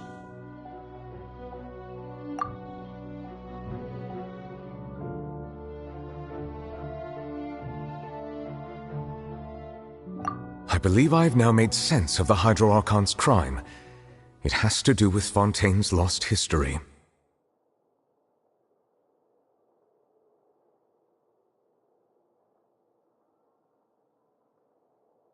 Huh? Isn't the Hydro Archon just guilty of deceiving her people? Oh, wait, no, that's Farina, and we've already proven that she's not the Hydro Archon. So when you say Hydro Archon, do you mean the real Hydro Archon we've been kinda talking about? In truth, everything that you've encountered in Fontaine up until this point can be traced back to the contents of these stone slates. However, I'm uncertain as to how much sense they currently make to you. Okay, let's try to recall the contents of the other 3 stone slates. Paimon will do her best to help you remember.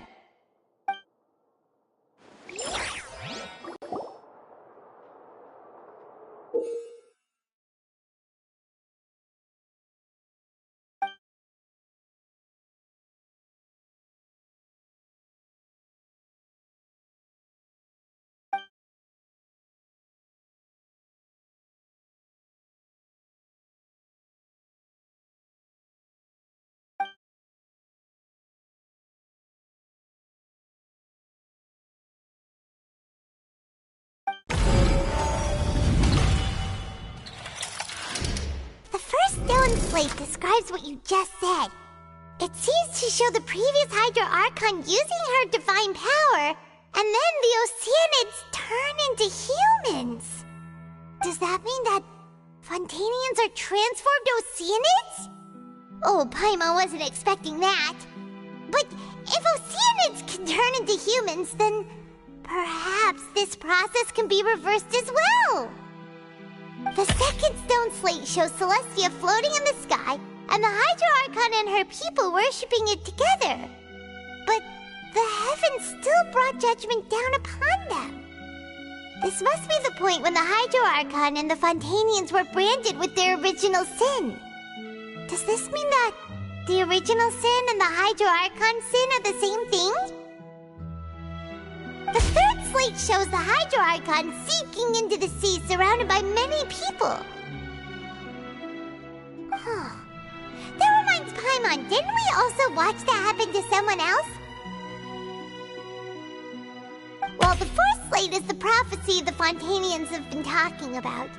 People dissolving into the sea, the Hydro Archon crying on her throne, and so on. We didn't believe that such a crazy disaster could happen at first, did we? But after that incident, it was just a question of when and not if.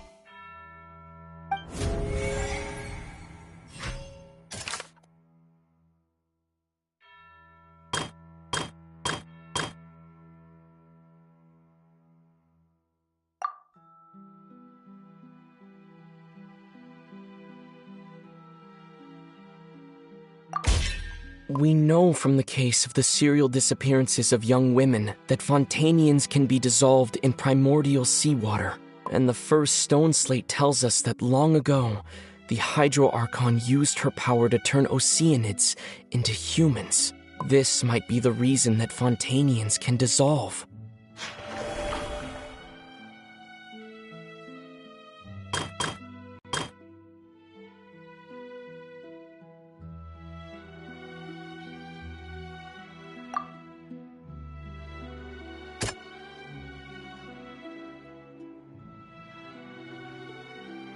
That doesn't sound quite right.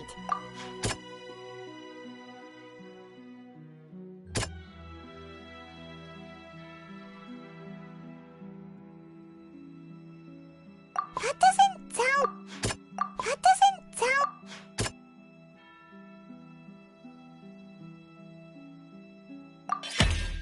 Perhaps what is about to take place has all happened before. The true sin of the Hydro Archon that Nervalet mentioned, and the original sin cast down on the people of Fontaine by Celestia, as recorded on the stone slates.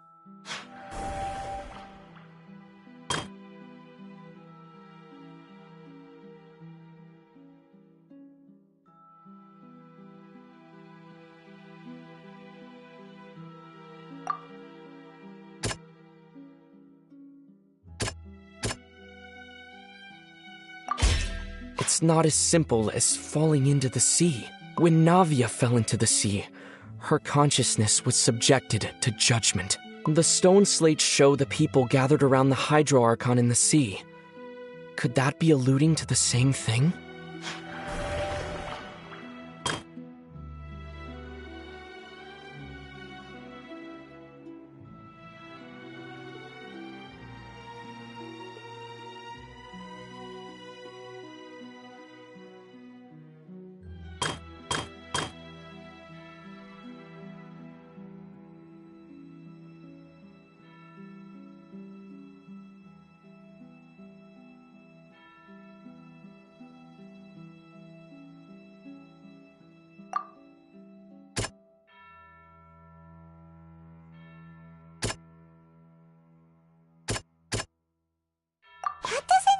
Quite right.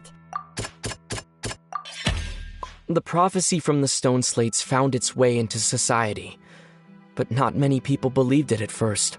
The fortress of Meropide was nearly flooded with primordial seawater, which we know can cause Fontainians to dissolve. It seems increasingly likely that the prophecy may come true. If we hadn't dealt with it in time, things could have gone very badly. They'll dissolve into the primordial sea but won't cease to exist. Their essence will flow in the seawater, converge, and take the form of an oceanid.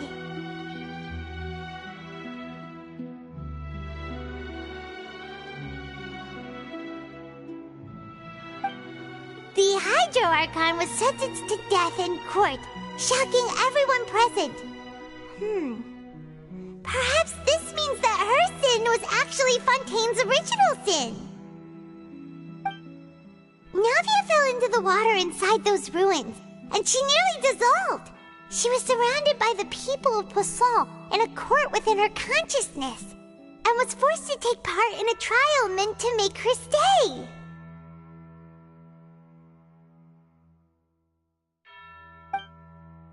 The eruption of the primordial sea at the fortress of Meropide was the surest sign that the prophecy was about to come to pass no matter what. The stone slate's content can all be verified by recent events. If we combine what we know together, loads of truths should come to light.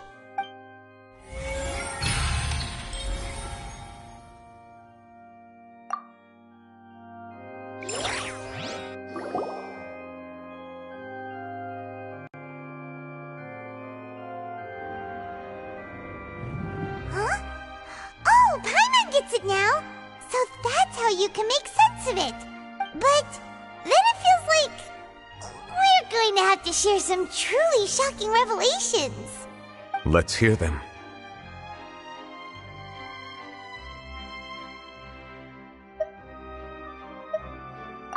Incredible. Linny, did you hear that? We're not real humans.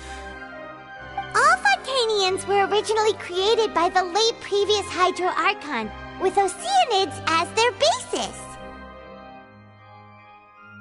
The evidence for that can be found in how only Fontanians could dissolve in primordial seawater, and how all the girls Vacher dissolved were also turned into oceanids. Oh, and according to Navia, when she was about to get dissolved, she also saw everyone gathered around for a trial, all of them in the shape of oceanids. Indeed.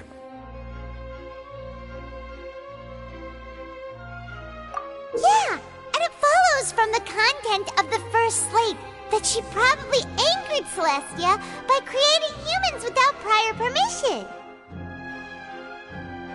That could also explain why the Oratrice judged the Hydro Archon to be guilty. It's to account for that ancient sin. The Hydro Archon's true sin was creating us? And yet, after many hundreds of years, the Hydro Archon's creations have turned around to try to judge the Archon within the Opera Epiclese. The twists of history are often the most unexpected of all. Yeah, isn't the image here just like when Navia fell into the sea? So wouldn't it be trying to show the image of the Hydro Archon also falling into the sea once the prophecy has been fulfilled in the fourth slate? In the end, the people will all be dissolved into the waters, and only the Hydro Archon will remain weeping on her throne. Only then will the sins of the people of Fontaine be washed away. Did Paimon get all that right? You've made some keen deductions.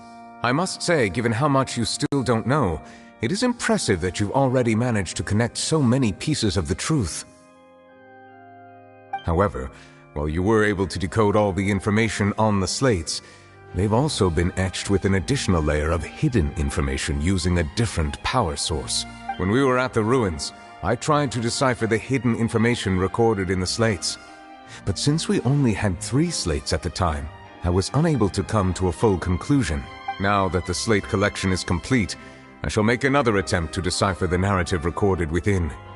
If everything goes well, we should finally be informed of the unadulterated truth.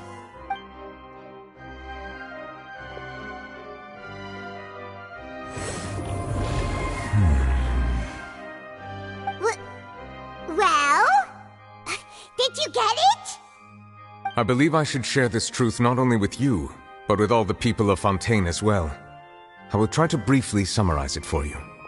Your hypotheses regarding the origin of Fontainians and the sin of the Hydro Archon were both correct. In the Fontaine of old, the previous Hydro Archon sensed the yearning of her Oceanid familiars for life on land.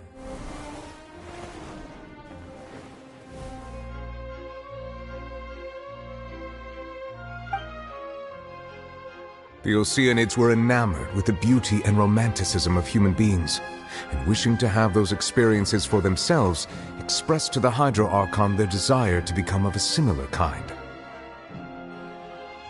However, even though water as an element is intricately linked with the power of life, the Hydro Archon, as one of the 7, did not possess the authority to create a new form of human life. Not one to give in, she eventually found a way to create permanent humanoid bodies for her familiars by appropriating the power of this planet's primordial sea. She poured primordial seawater into the Oceanid's blood vessels, creating humanoid mimics in the process. But if Fontainians were to ever come into direct contact with water from the primordial sea, the power within their bodies would escape these artificial restraints and return to the sea. As a result, their forms would collapse, and they would be reverted to their original forms as Oceanids. Of course, the Hydro Archon never received permission from the heavenly principles to create a new human race.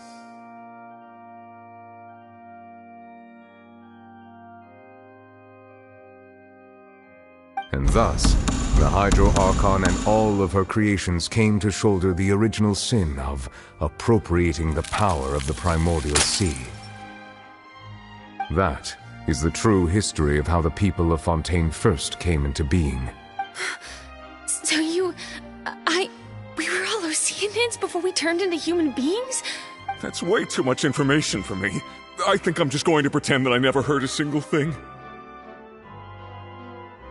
Wait, but if that's the truth, we can't let the Hydro Archon be sentenced to death.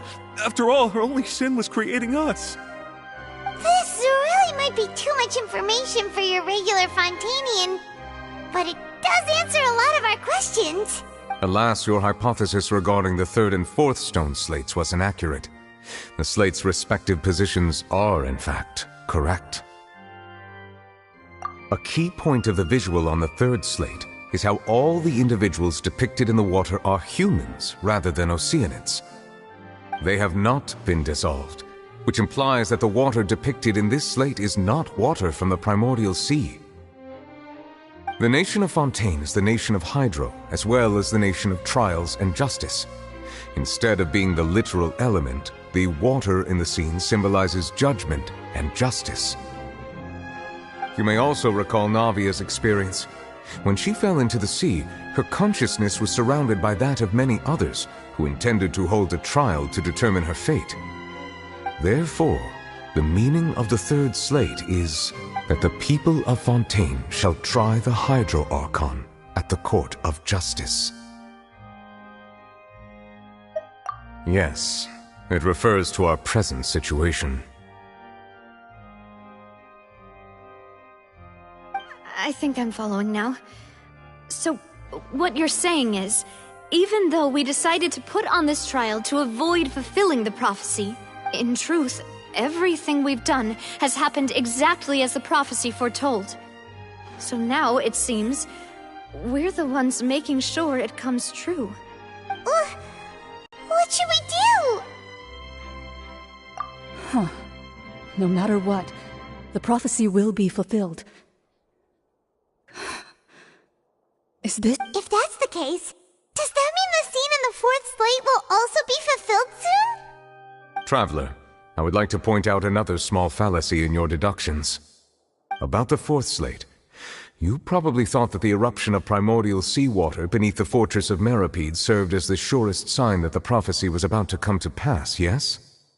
However, I believe that rather than being a sure sign, that eruption could in fact only be a small warning of something far worse to come. As for the root cause of the catastrophe, I believe you've already encountered it once before.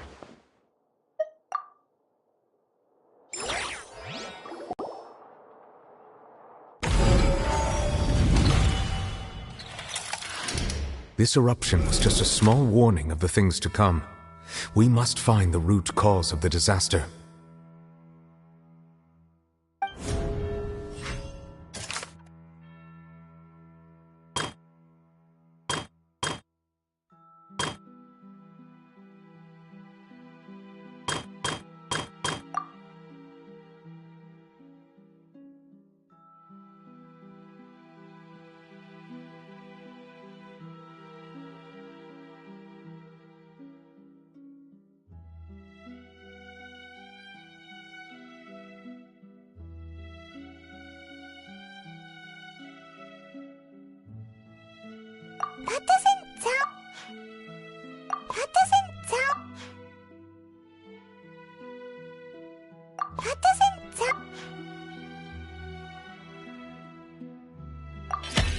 It was both dream and reality. If we're talking about a true culprit, that could only be that thing inside the primordial sea, right?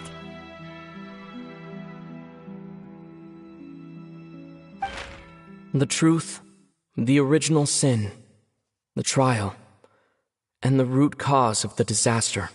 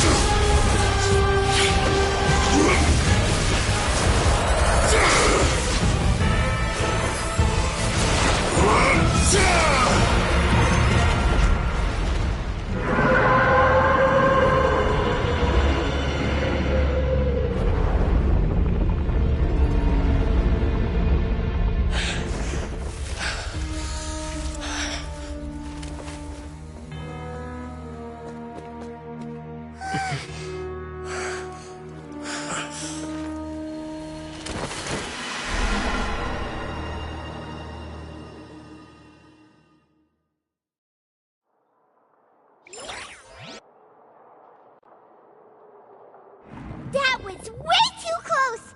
How did that thing just burst into the Opera House? Wait, was that the huge whale you saw in your dream?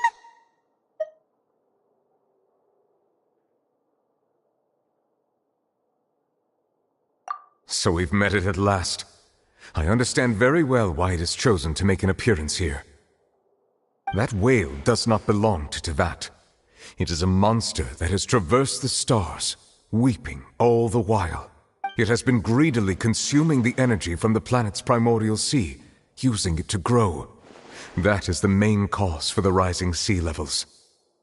And once it has finished consuming all of the energy contained within the sea, its next step will be... You said that when the Hydro Archon first created Fontanians out of Oceanids, she filled their blood vessels with primordial seawater. Precisely. That whale finds the blood of Fontanians nigh impossible to resist. Therefore, when it left the primordial sea, it decided to make its next stop a packed opera house full of food. Food in the form of Fontanians. We just barely managed to push it back, right? In that case, won't it come back to target the people again once it's managed to recover its strength? That is correct. Indeed, it is more accurate to say that we should thank that Harbinger for buying us some time. Without him, the whale would have likely come onto land far sooner. From the way he looked, he must have been fighting the creature for quite a long time. That battle maniac! We've always known that he had a special connection with that whale, but we definitely didn't expect it to help us out like this! Anyway, now that we know that this whale is the actual cause of the disaster recorded in the prophecy, all we need to do to stop the prophecy would be to find a way to beat it up, right? It is too late. It had already absorbed too much of the primordial sea's energy before we could notice it. At this point, it has become practically integrated with the sea itself. Even if the entirety of Tevat were to be destroyed, it could still survive and swim off towards some other world.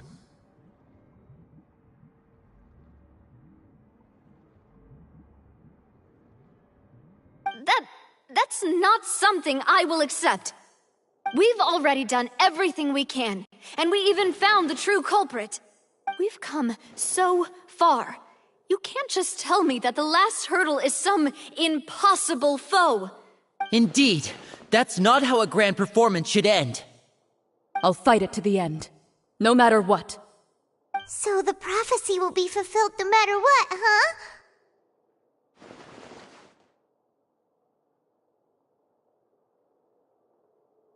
The prophecy. Yes, what has been prophesied will be fulfilled. You may view such things as the history of the future.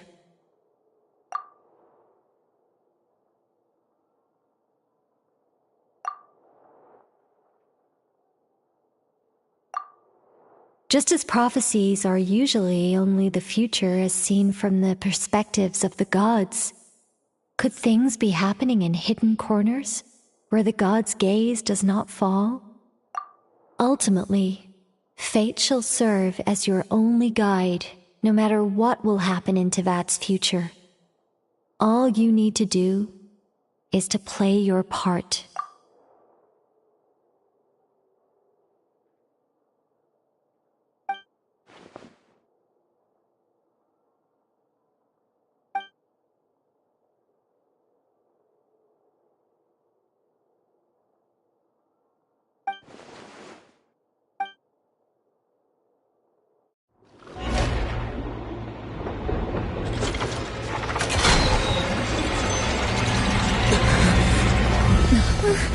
What's happening with the oratories? I believe it is preparing to carry out the death sentence.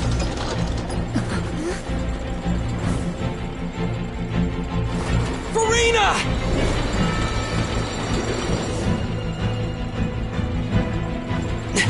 No, I still need answers.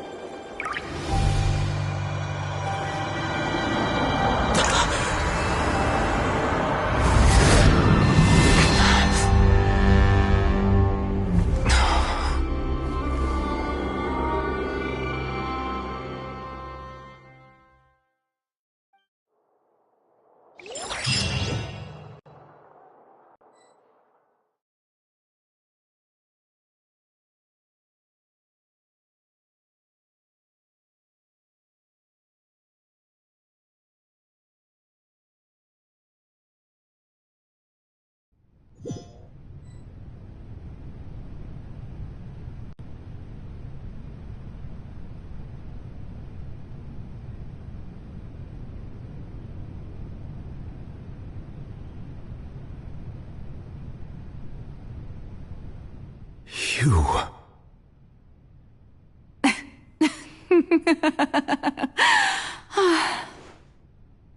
Sorry. That shocked expression on your face is just too amusing. I couldn't help myself. You are not Farina. Who are you? The sweet sound of bewilderment.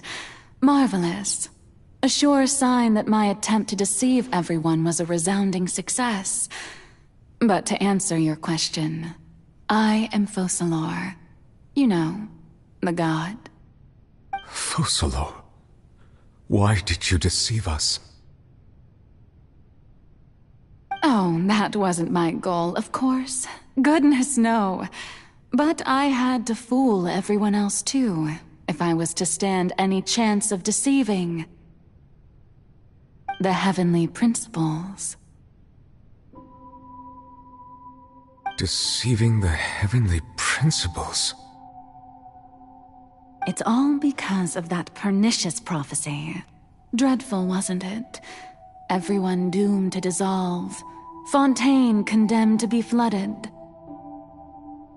One was not amused. In fact, one was positively bemused when that problem was thrust upon me by my dearest predecessor.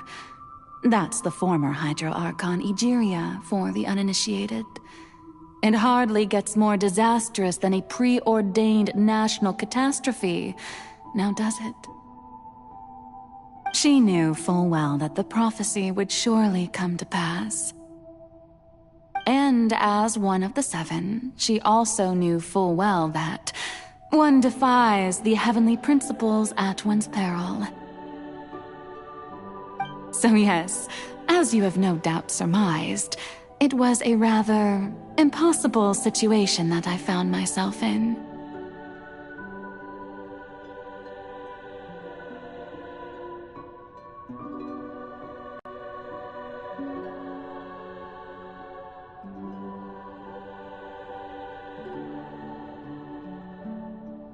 I spent a terribly long time mulling it over, alone on the ocean floor. And I was almost growing barnacles by the time I finally realized there was only one possible solution to this confounding conundrum.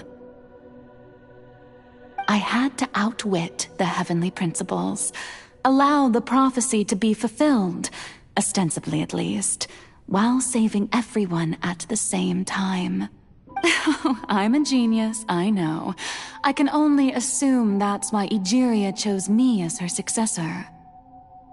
As hardly the inheritance one dreams of. Between the task of saving the nation, the quotidian duties of the Hydro Archon, and not to mention the original sin of creating a new race of humans, I dare say she left me quite a colossal mess to clean up. But one can only play the hand one is dealt. I did not choose this, any more than I chose to be one of her Oceanid familiars.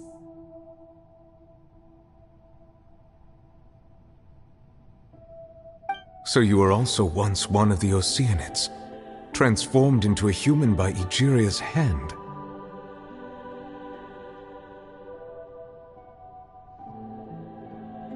Yes, I was. I always dreamed of becoming human. And I still do, even now. In my eyes, to be human is to be part of the greatest opera ever known.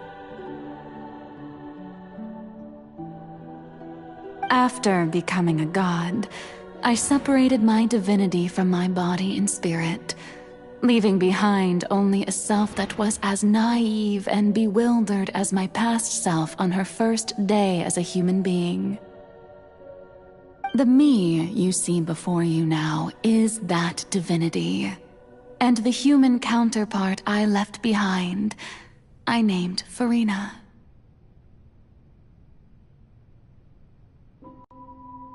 She could feel joy, sorrow, and everything in between. She could be as vain and conceited, or as meek and vulnerable, as she wished. Her strengths were of a kind only a human could possess, as were her shortcomings. But in my eyes, Furina's humanity was what made her perfect. She was perfectly human in every way, the person I always wanted to be. Anyway, so then I cursed her. All part of the plan, of course. The plan to deceive the heavenly principles. Do you still remember the final scene of the prophecy? The Hydra Archon, alone, weeping on her throne.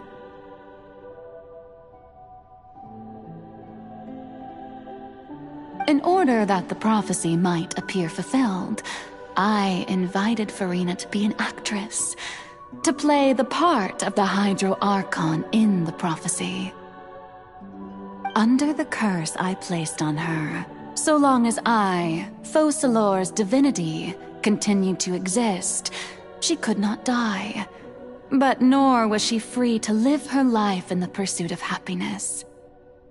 Instead, she was forced to take the stage in the opera house, to embrace the role of leading lady, to forever play the part of the god from the prophecy, all to create a deceitful appearance of that prophecy coming to pass.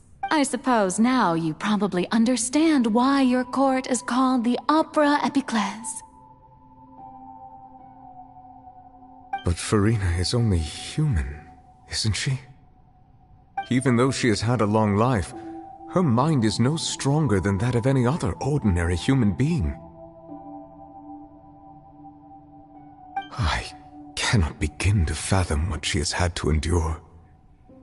It must have been torture for her. It has indeed. And although she is, in a sense, me in human form, I most definitely owe her an apology for it. It's been 500 years. And all along, she's been playing her part in the most unimaginably long, unbearably lonely, and agonizingly painful opera of all time.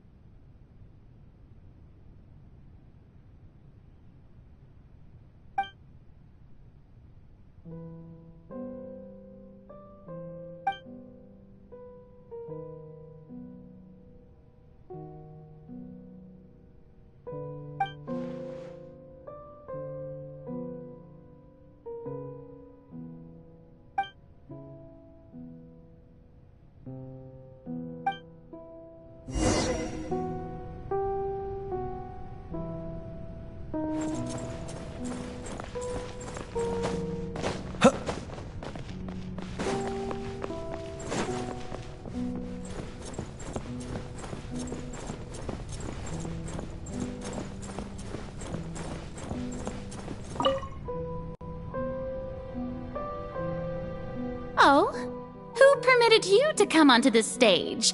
Now, I understand your admiration for my august self, but all right, it is not my intent to reprimand you. There is no need to state your name. Just be off with you. Do not distract me from my performance. Oh, do not jest. Can you not feel it? I am Focalor. The eyes of countless Fontanians are upon me. I must, at all times, display the utmost elegance and nobility.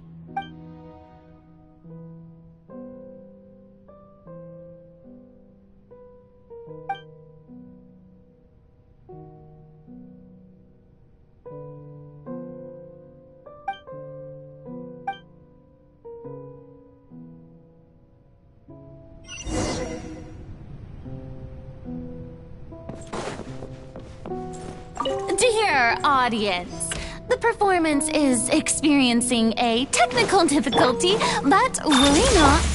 The guards shall resolve it soon enough. Observe to dust. Hey, what gives? The audience is still watching me, you know. Guards! Where are the guards? Guards!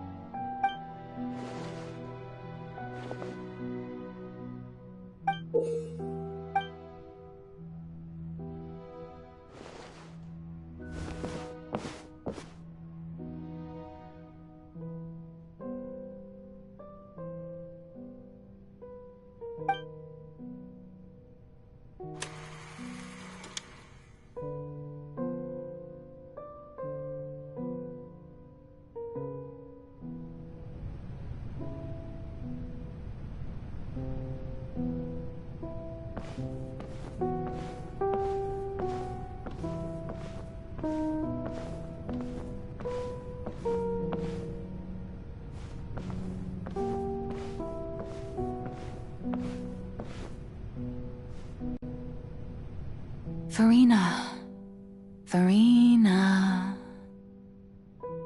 Huh? Who's that? Who's calling me? Where are you? Be not nervous. Be not afraid. I am before you. Wait a moment. You're near me? How can this be? Mirror you, huh? You know what? That's not bad. Let's go with that. Mirror me? What do you wish to say? The prophecy. Have you heard of it? What prophecy? Wait. I know. I think. I don't know why, but it's in my head somehow. The people will all be dissolved into the waters, and only the Hydro Archon will remain, weeping on her throne. Oh, very good. You know it well. What's going on? I can't seem to remember anything clearly. The only thing... Yes, it will. And that is why I've come to you. Disaster will come to... But doesn't that mean everyone will die? I'm a Fontanian just like them. Will I dissolve too? Oh, don't worry. Magical meetings exist in this world precisely to give people a chance to turn things around. It is the reason why you met me today. I will tell you how to save everyone, but you may have to suffer somewhat. Oh, so there's still hope after all. Goodness, you frightened me. You spoke so much and with so much certainty. As for the suffering, well, I will admit that the first thing that came to mind was, why do I have to be the one to suffer? But if the prophecy will come true, I'll also die anyway, right? So if I've already met you as my magical meeting in this world, if there were scales, with all the people of Fontaine on one side and my pain on the other, is it not obvious where the scales should tilt? You truly are the perfect human, my ideal. I suppose this would also be the justice that belongs to you. Huh? Don't worry, it's nothing. Listen well. Fontaine has just lost its Hydro Archon. I need you to play a role. That of the new Archon. Play as a god? That's right. You must begin a never-ending masquerade. You must never let anyone suspect your identity.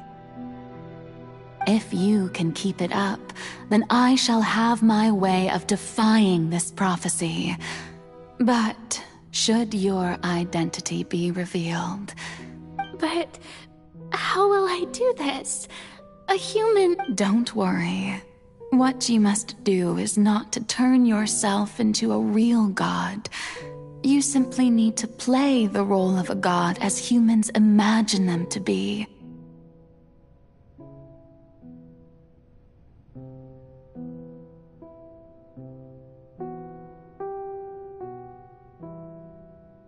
Being a human yourself, I'm sure you already know what... Remember, your true challenge will not be pursuing divinity, but contending against humanity. I'm still not sure I understand, but... So, how long am I... To accomplish this mission, you will have to stay on the stage for many, many years. But I promise you, all will... A trial, huh?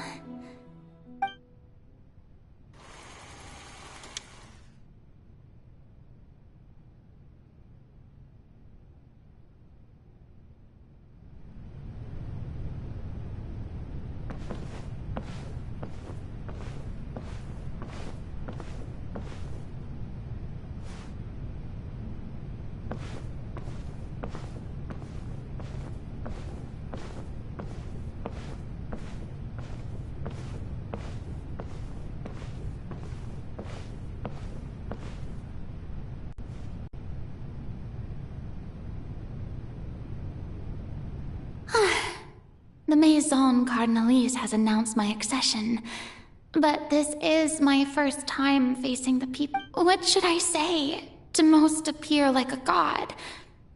To be honest, ladies and gentlemen, good evening, and welcome to the Opera Epiclese. I'm sure you've all heard about how I have taken on the role of Hydro Archon. Indeed, I am Verena de Fontaine, your new Archon. In truth, I know little about becoming a nation's new god, but it will be my honor to guide you all. As the god Focalor, the god of justice, I shall do all within my power to lead you into an age of fairness and justice. Once again, thank you all for coming.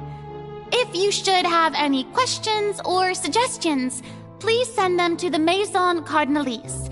The future of Fontaine will require us to work together, after all. This should do it. I thought I might stammer, but thankfully, I was able... That's the new Hydro Archon. Is this some kind of joke by the Maison? I would have thought that a being that surpasses humanity... Hey, did you hear that? She even told us to send her Shouldn't gods be all-powerful? She's being so modest. What's the difference between her and... If you ask me, perhaps the succession didn't actually happen. She might... Wait, what's going on? Why is everyone suspecting me of being a fake? Right. Mirmi said that I just need to play the role. Calm down, Verena. Think assertive, with a strong sense of presence. One who can dispel all doubt.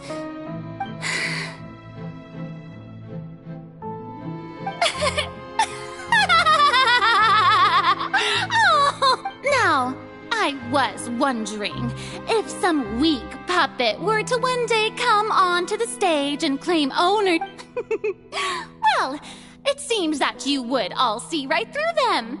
Having passed my test, you may consider my previous act a door gift of sorts. Now then, let us be reintroduced. So that was just a performance. How could I have forgotten that we were inside an opera house? Her personality. It's quite shocking, to be honest, but I suppose it's a better look than before. Such a fascinating and bold deity. How wonderful! Our future may yet be bright after all. It seems I've turned them around. Best follow this flow and... My dear people, whether you acknowledge me or not, whether you trust me or nay, I say to you, keep faith in your ardor for justice.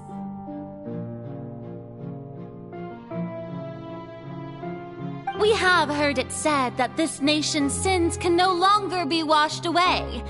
Well, I say that justice is most fragrant when it blooms amid sin.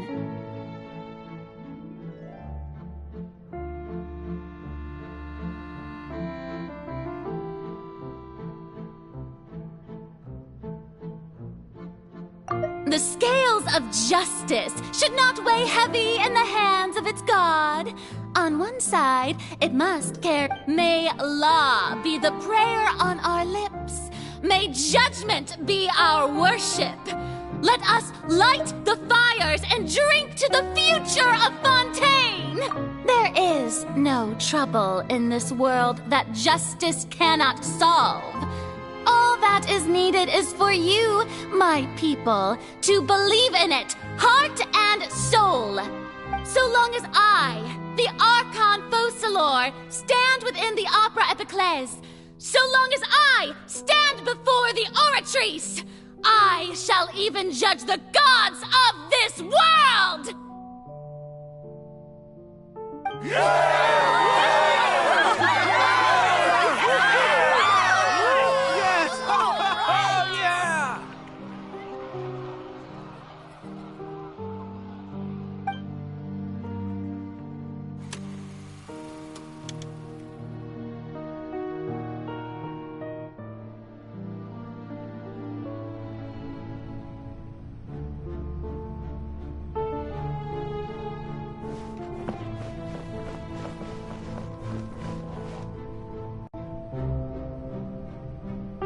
Lady Farina, here are today's case reports, as well as a summary of the follow-up for your Come now, was I not just at the Opera House in person?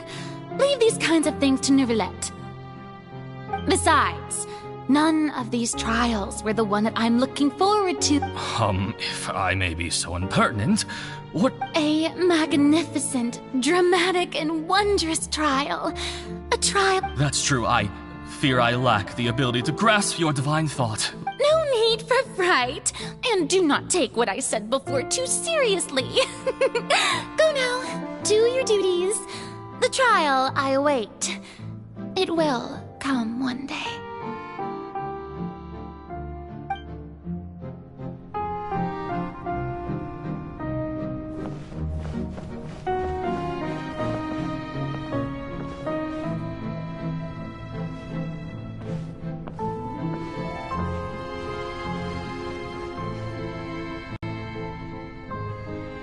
Lady Farina, I don't know what to say. Thank you for— No need to thank me. Or rather, thank your own sense of perseverance instead. Oh, I'm afraid. All right. Deuteria, is it? How is your son's illness? You remembered me, and you knew of my— He is doing much better now. In fact, he is far more of an ardent believer than I. He was the one who forced me to seek an audience with you, and— Oh, good. Very good. If this should happen again in the future, please do not hesitate. Oh, you're such a gentle and wise God.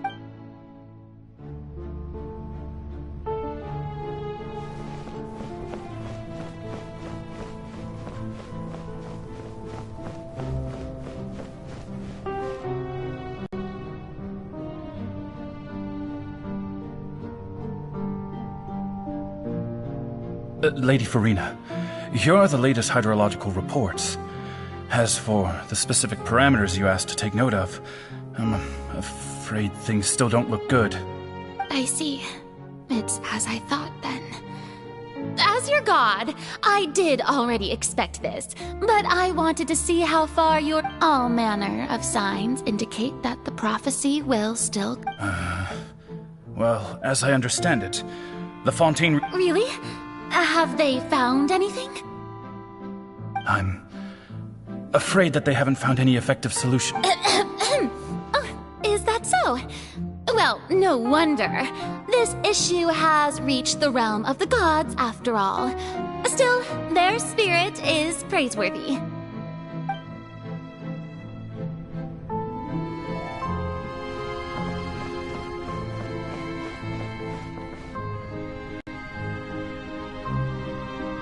The day is finally over.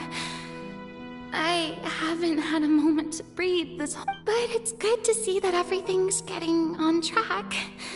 There are no longer any Maybe this is fine.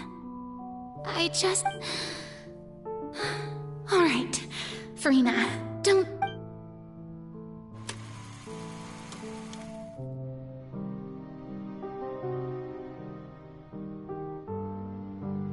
Lady Farina, here are the new trial reports for the latest cases, as well as... There'll be no need for that. I've seen them already. There's no need to go back over scenes I've witnessed in Lady Farina, I've waited so long. Indeed, my dear, loyal citizen. This joyous moment... Lady Farina, we're detecting significant hydrological anomalies near Poisson. Understood. Keep monitoring. Keep me informed. I don't think I let anything slip today. I just don't know when these days... I feel utterly exhausted. Best to rest early today, too.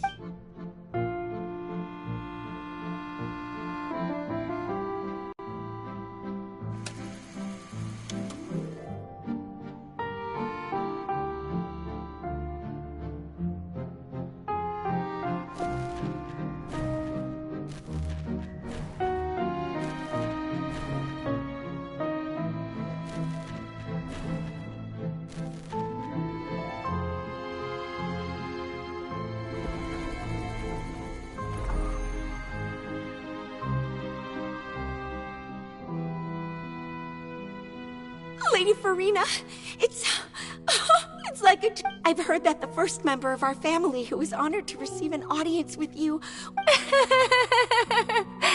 And what a fine family yours isn't. Surely you exaggerate, Lady Farina. What is it? Good, sit... Are you crying? Oh, really now? I didn't even notice.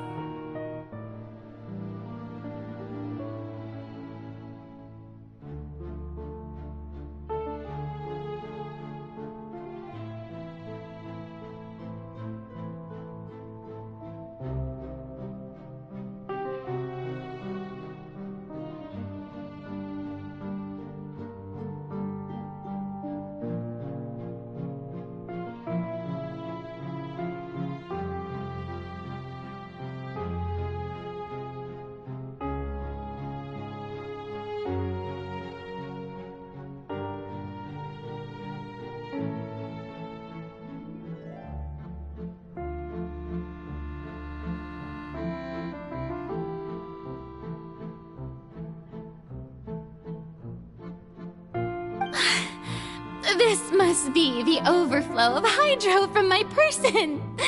Well, can't quite help being the god who's No wonder. No wonder.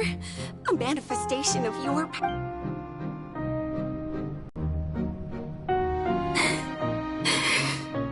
So interminable.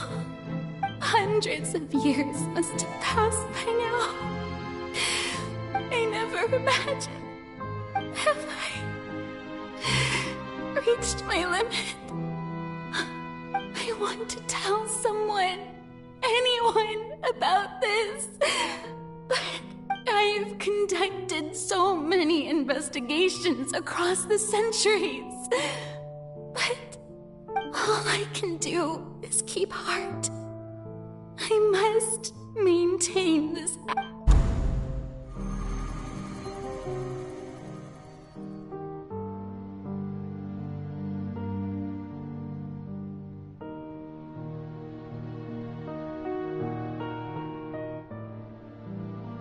Farina, you don't have to shoulder this burden, although I don't know what you might be keeping from everyone. Your people are more than willing to share your burden with you.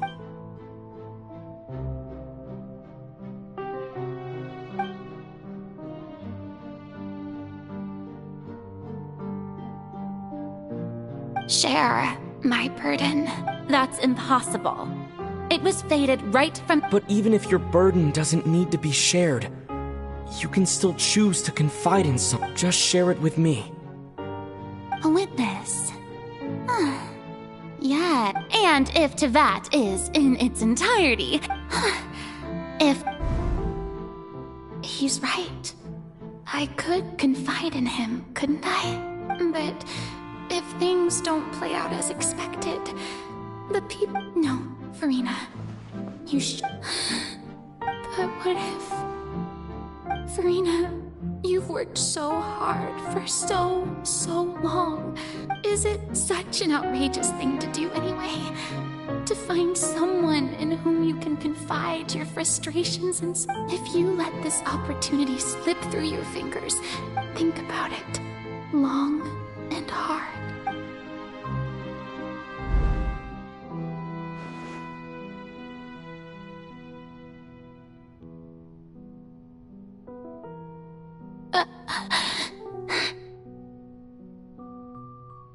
No, I have nothing to say. I am Farina, the Archon of Fontaine. Everything will surely get— All you need to do, dear spectator, is to witness my performance until the curtain.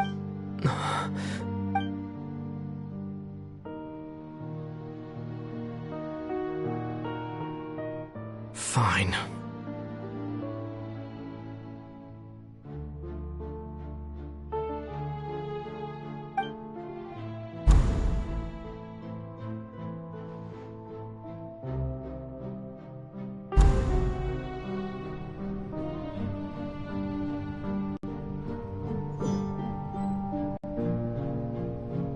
So even Farina doesn't know the truth? You've never once let her in on the full plan? Yes, it had to be done.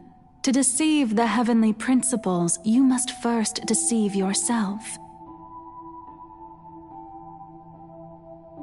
She did very well. If she had let her resolve falter even once in these 5, it seems that trusting humanity was the right decision after all.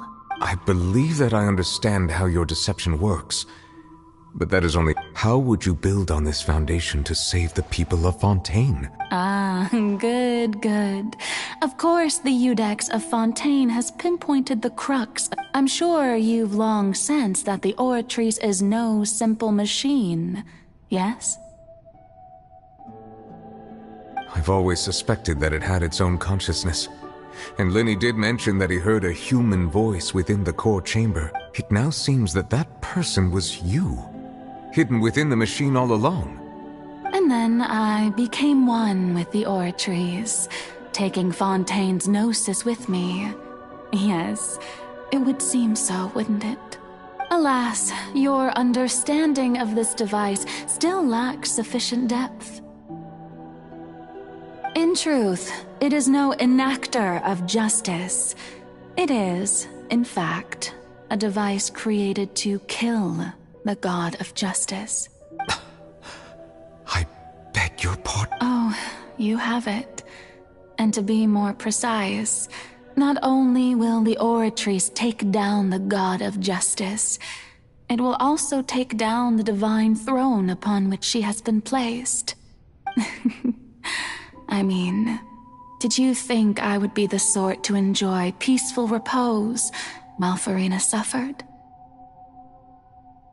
My work over these last 500 years has been to constantly accumulate indemnitium within the oratories.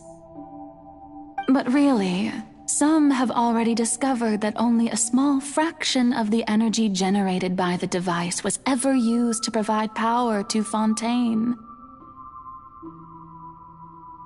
The vast majority had to be, accumulated to enact this death sentence. It was all a part of your plan, then? Indeed. This power, accrued over 5 centuries, could have sustained Fontainians for millennia had it only been used for that purpose. Almost all of it has now been stored within the oratories. But only power of this magnitude could hope to destroy the Hydro Archon's divine throne, shaking the rules established by Celestia and breaking through the institution that... So the Oratrice's call for death was for neither Farina nor Focalor, but for the Hydro Archon. The destruction of that divine throne, if I do not misunderstand your intent. Returning what's rightfully yours to you, of course. In other words, this was all done to return the authority of the Hydro Archon to the Hydro Dragon of this planet. But...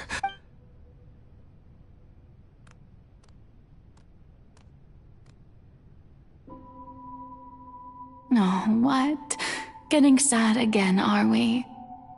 The authority of the ancient dragons shall soon be yours once more, O Hydro Dragon Sovereign. And this is the face you make. All you've done throughout the years is just so you can sacrifice yourself at the very end. I've never quite seen it that way, you know.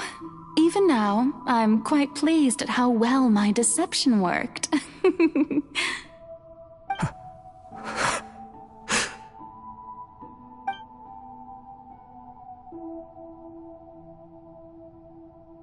Hydro Dragon, don't cry.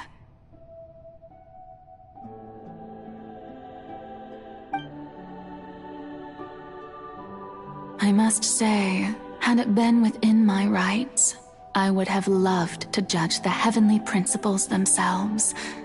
Were they not guilty of essentially the same crime? Egeria stole the power of the primordial sea, and the heavenly principles stole the power you ancient dragons possessed. I, for my part, am the god of justice.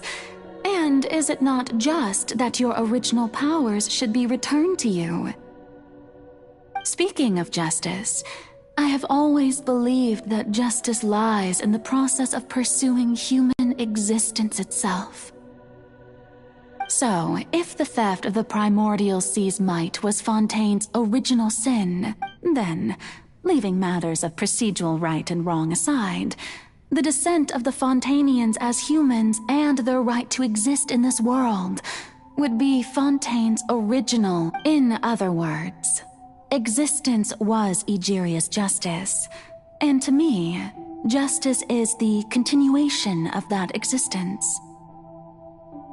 Defying the prophecy and ensuring that Fontaine's people shall live on, that should be the justice enthroned over all others.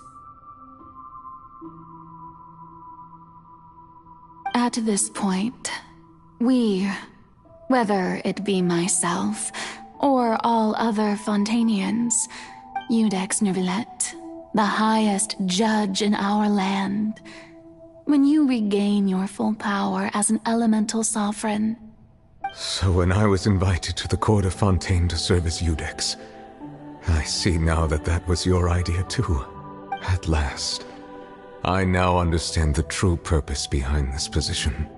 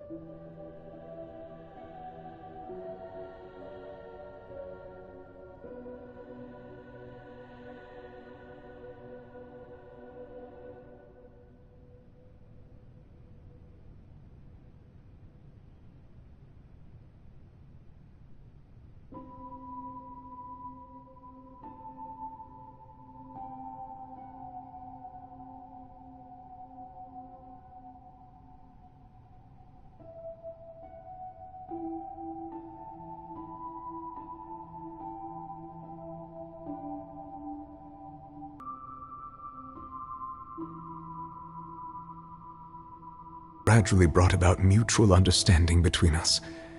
And I have even attempted to feel as they feel. You are a devious one, Focalor. Things being as they are, surely you know that I could never...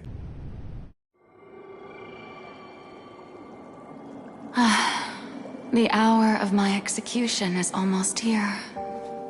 For the sinner, the curtain call has come.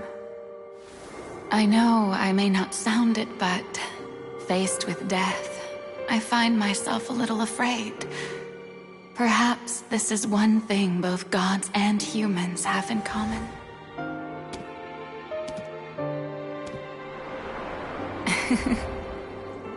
Farewell, Nervalette. I hope you've enjoyed the part you played these 500 years.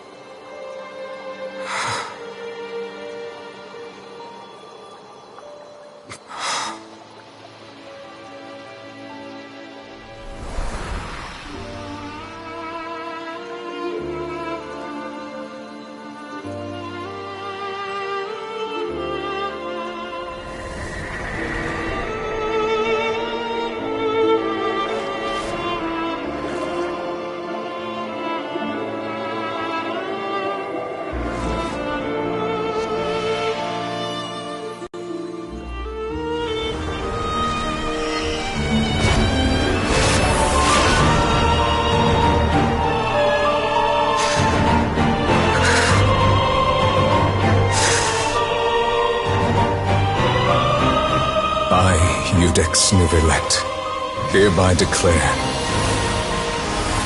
people of Fontaine, your sins are forgiven.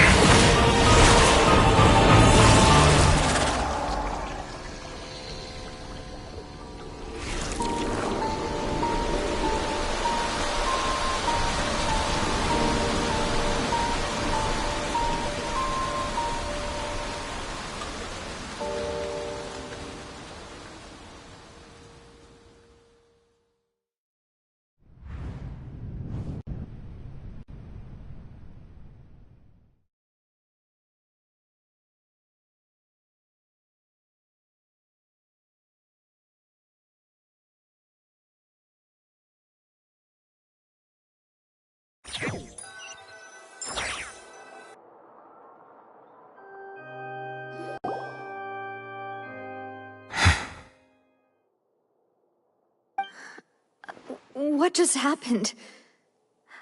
Was that bright light some sort of misdirection? I have a feeling that something huge just happened. But since we're all still alive and haven't been dissolved, It's time to end this. We must mete out punishment to that beast. But didn't you say just a moment ago that it can't be defeated? I have gained the strength sufficient to deal with it. Through certain means, I now have the ability to separate the power of the Primordial Sea from that creature. We should seize the opportunity to pursue our quarry. Traveler, now that the oratories can no longer function, I require an executor to help me mete out justice.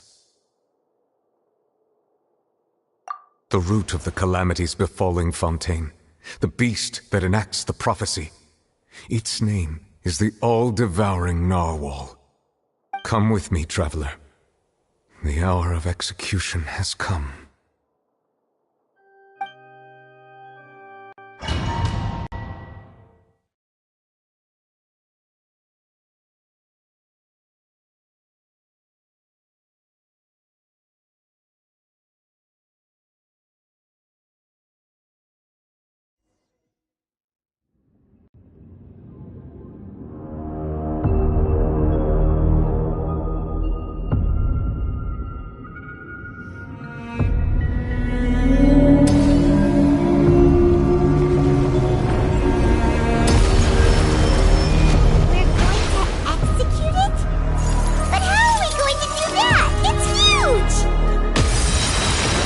done my best to separate the power. Considering the size of the beast, I cannot reach the power source. Unless we can find a way to attack it from within. We shall share a part of the ancient dragon's power. We shall look for an opening together.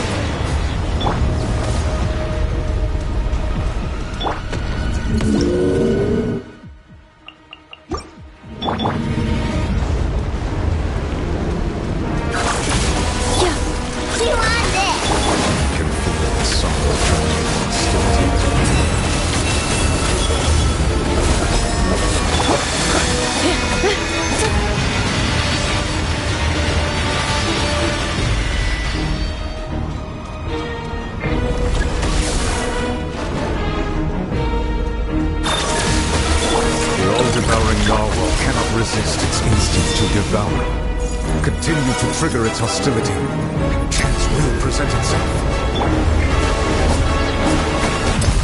Preparing for dust-up.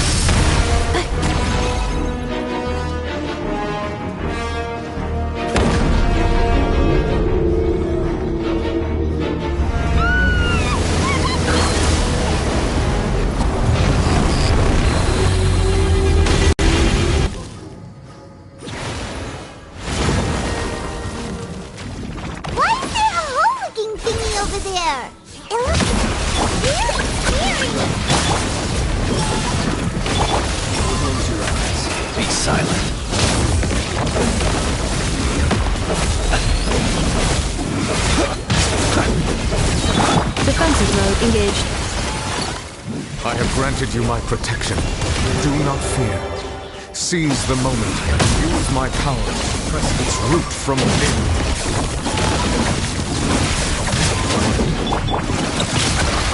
Lash attack! Observe. Close your eyes.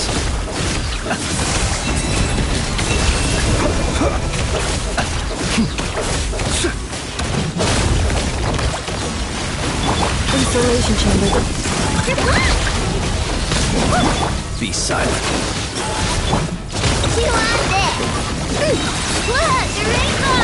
Annihilation mode.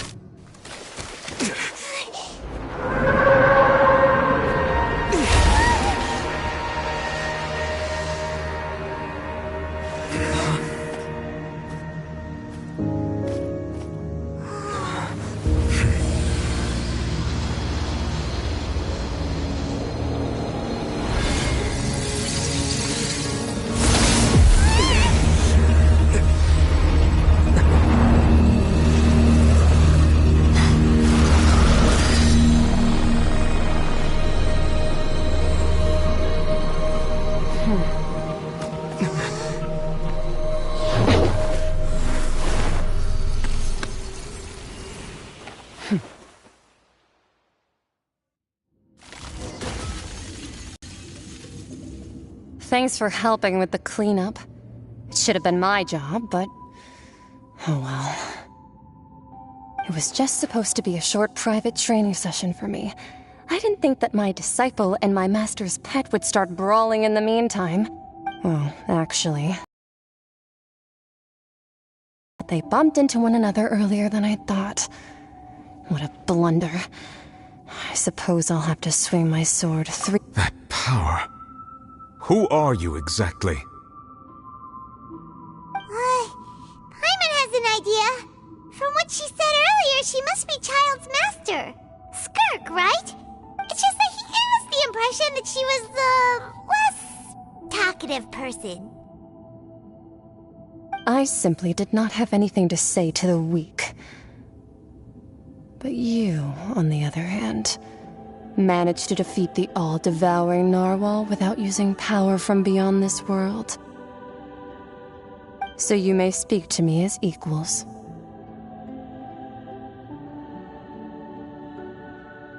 I have to agree. It's a strange use of a planet's primordial waters just to raise an all-devouring narwhal. That kind of power is wasted on it. It's not cooperative. It eats too much. And I have more important things to do with my time than pet sitting. The only thing... All in all, it fails as a pet. Miss Skirk? I think you might have missed the point. The point being? Well, being that this pet almost destroyed an entire nation. So what sort of person is your master? Well, child's master's master. Wait, is that right?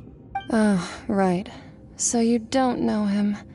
Sorry, I assumed you did. His name is Siroi. Huh? I am unfamiliar with that name. Huh.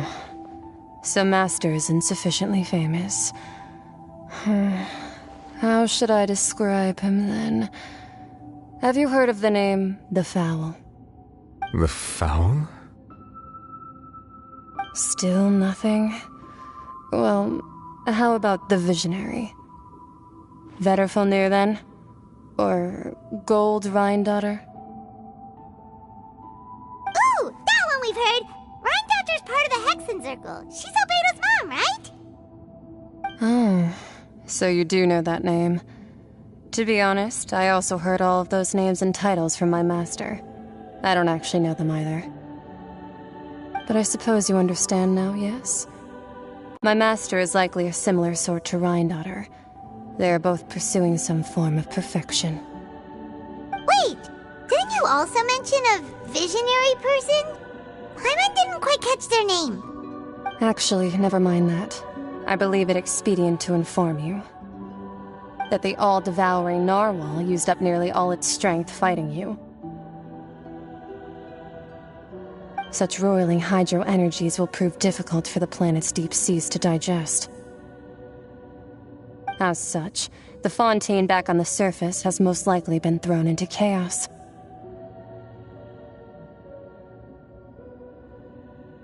In other words, the prophecy that you've been fretting over should now be in full swing. What?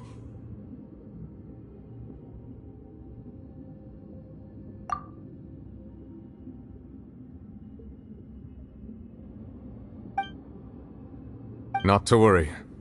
Focalor has already managed to deceive the heavenly principles.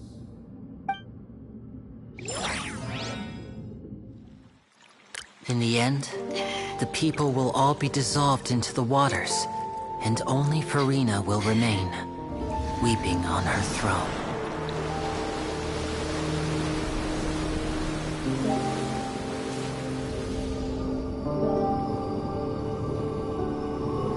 Only then will the sins of the people of Fontaine be washed away.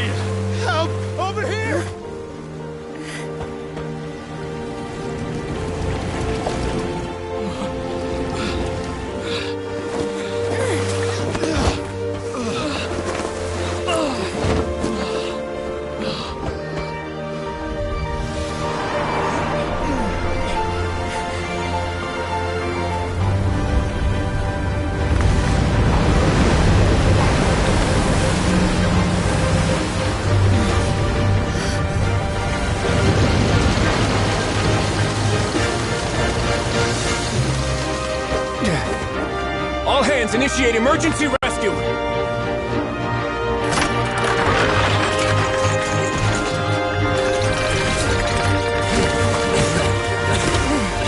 Hurry!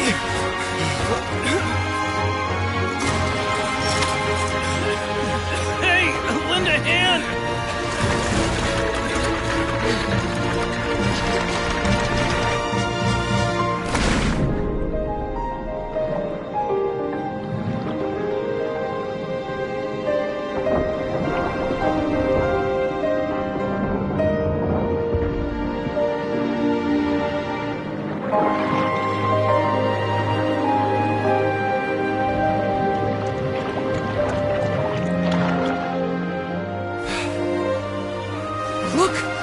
water's receding!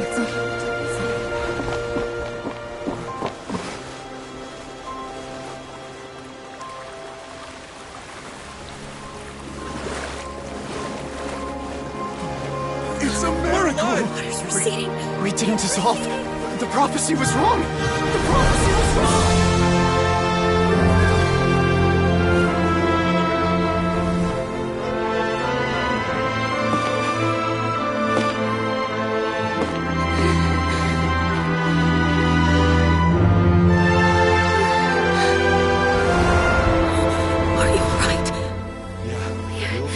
We're saved.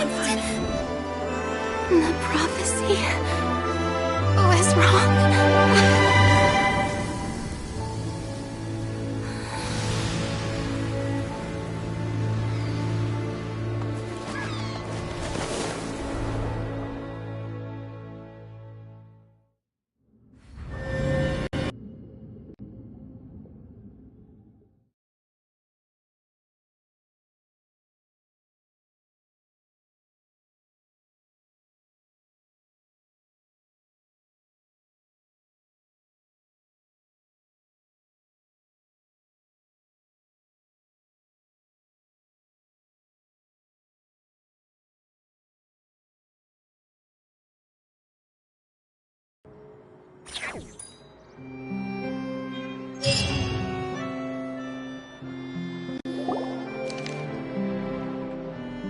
The soul renewed. The Spiriti Rasula attacks post-disaster rebuilding. I recently visited. Old soil can still give birth to new bloom, Miss Navia stated. Hope is like seeing a small cookie when you're starving. Skyship Winglet, Booner Brain of the Fontaine Research Institute. The various disputes that have arisen on account of Mr. Edwin have suddenly become a shield over the Institute. With Jurier turning up, people always call the first researcher mad, but few know what to call the second. And should that latter person... Wow! Paimon barely recognizes the people in the reports. Are those really Jurier and Navia? They sound like real big shots. What do you think? Pretty enthralling, huh? The Steambird's idea was pretty simple. With the disaster just having passed, we would print a free edition packed to the margins with good news to calm people down. The value for these big scoops lies in their inevitable follow-ups. We'll publish further reports and go into the stories behind those people. Edwin's assistant, Jurier, created a true flying ship, while Navia is leading people in the reconstruction of their home. I'm sure that these stories could draw even your well-traveled eye. Paimon's curious too! Wait a minute. And that's exactly why I'd like you to come conduct interviews with me. You're the best incubators of news. Are you sure? Hasn't he turned you down several times already? Oh, this time will be different. Come on! Let's head to Poisson first, and then make a trip to the fortress. There are some...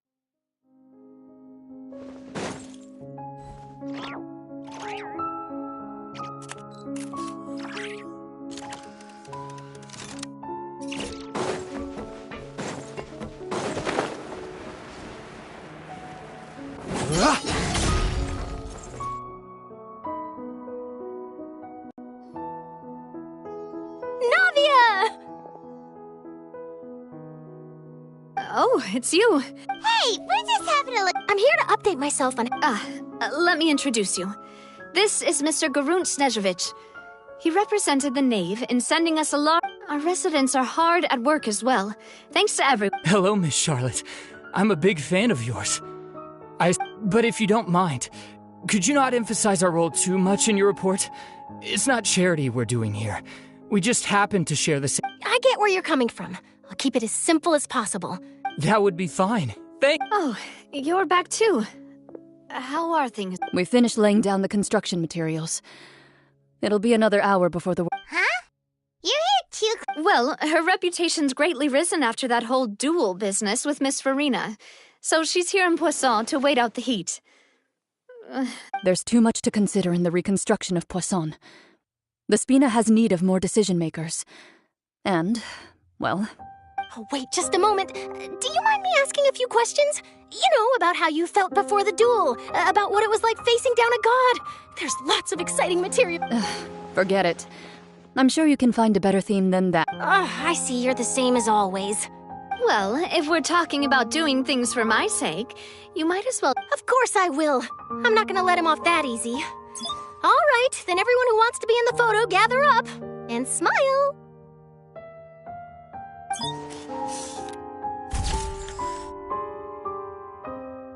How did it go? Was it a good shot? Did Paimon look cute in it?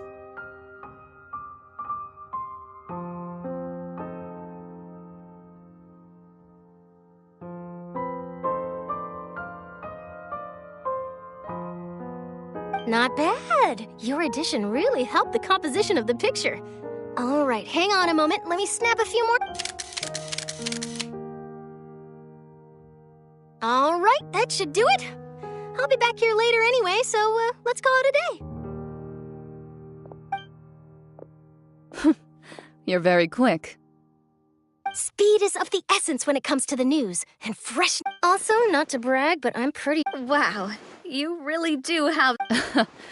I'll hazard a guess that this is how you got that in... Whoa, you're well informed. Let me make a guess, too. I asked Sijuin, who told Monsieur Nervillette, and he told you, right?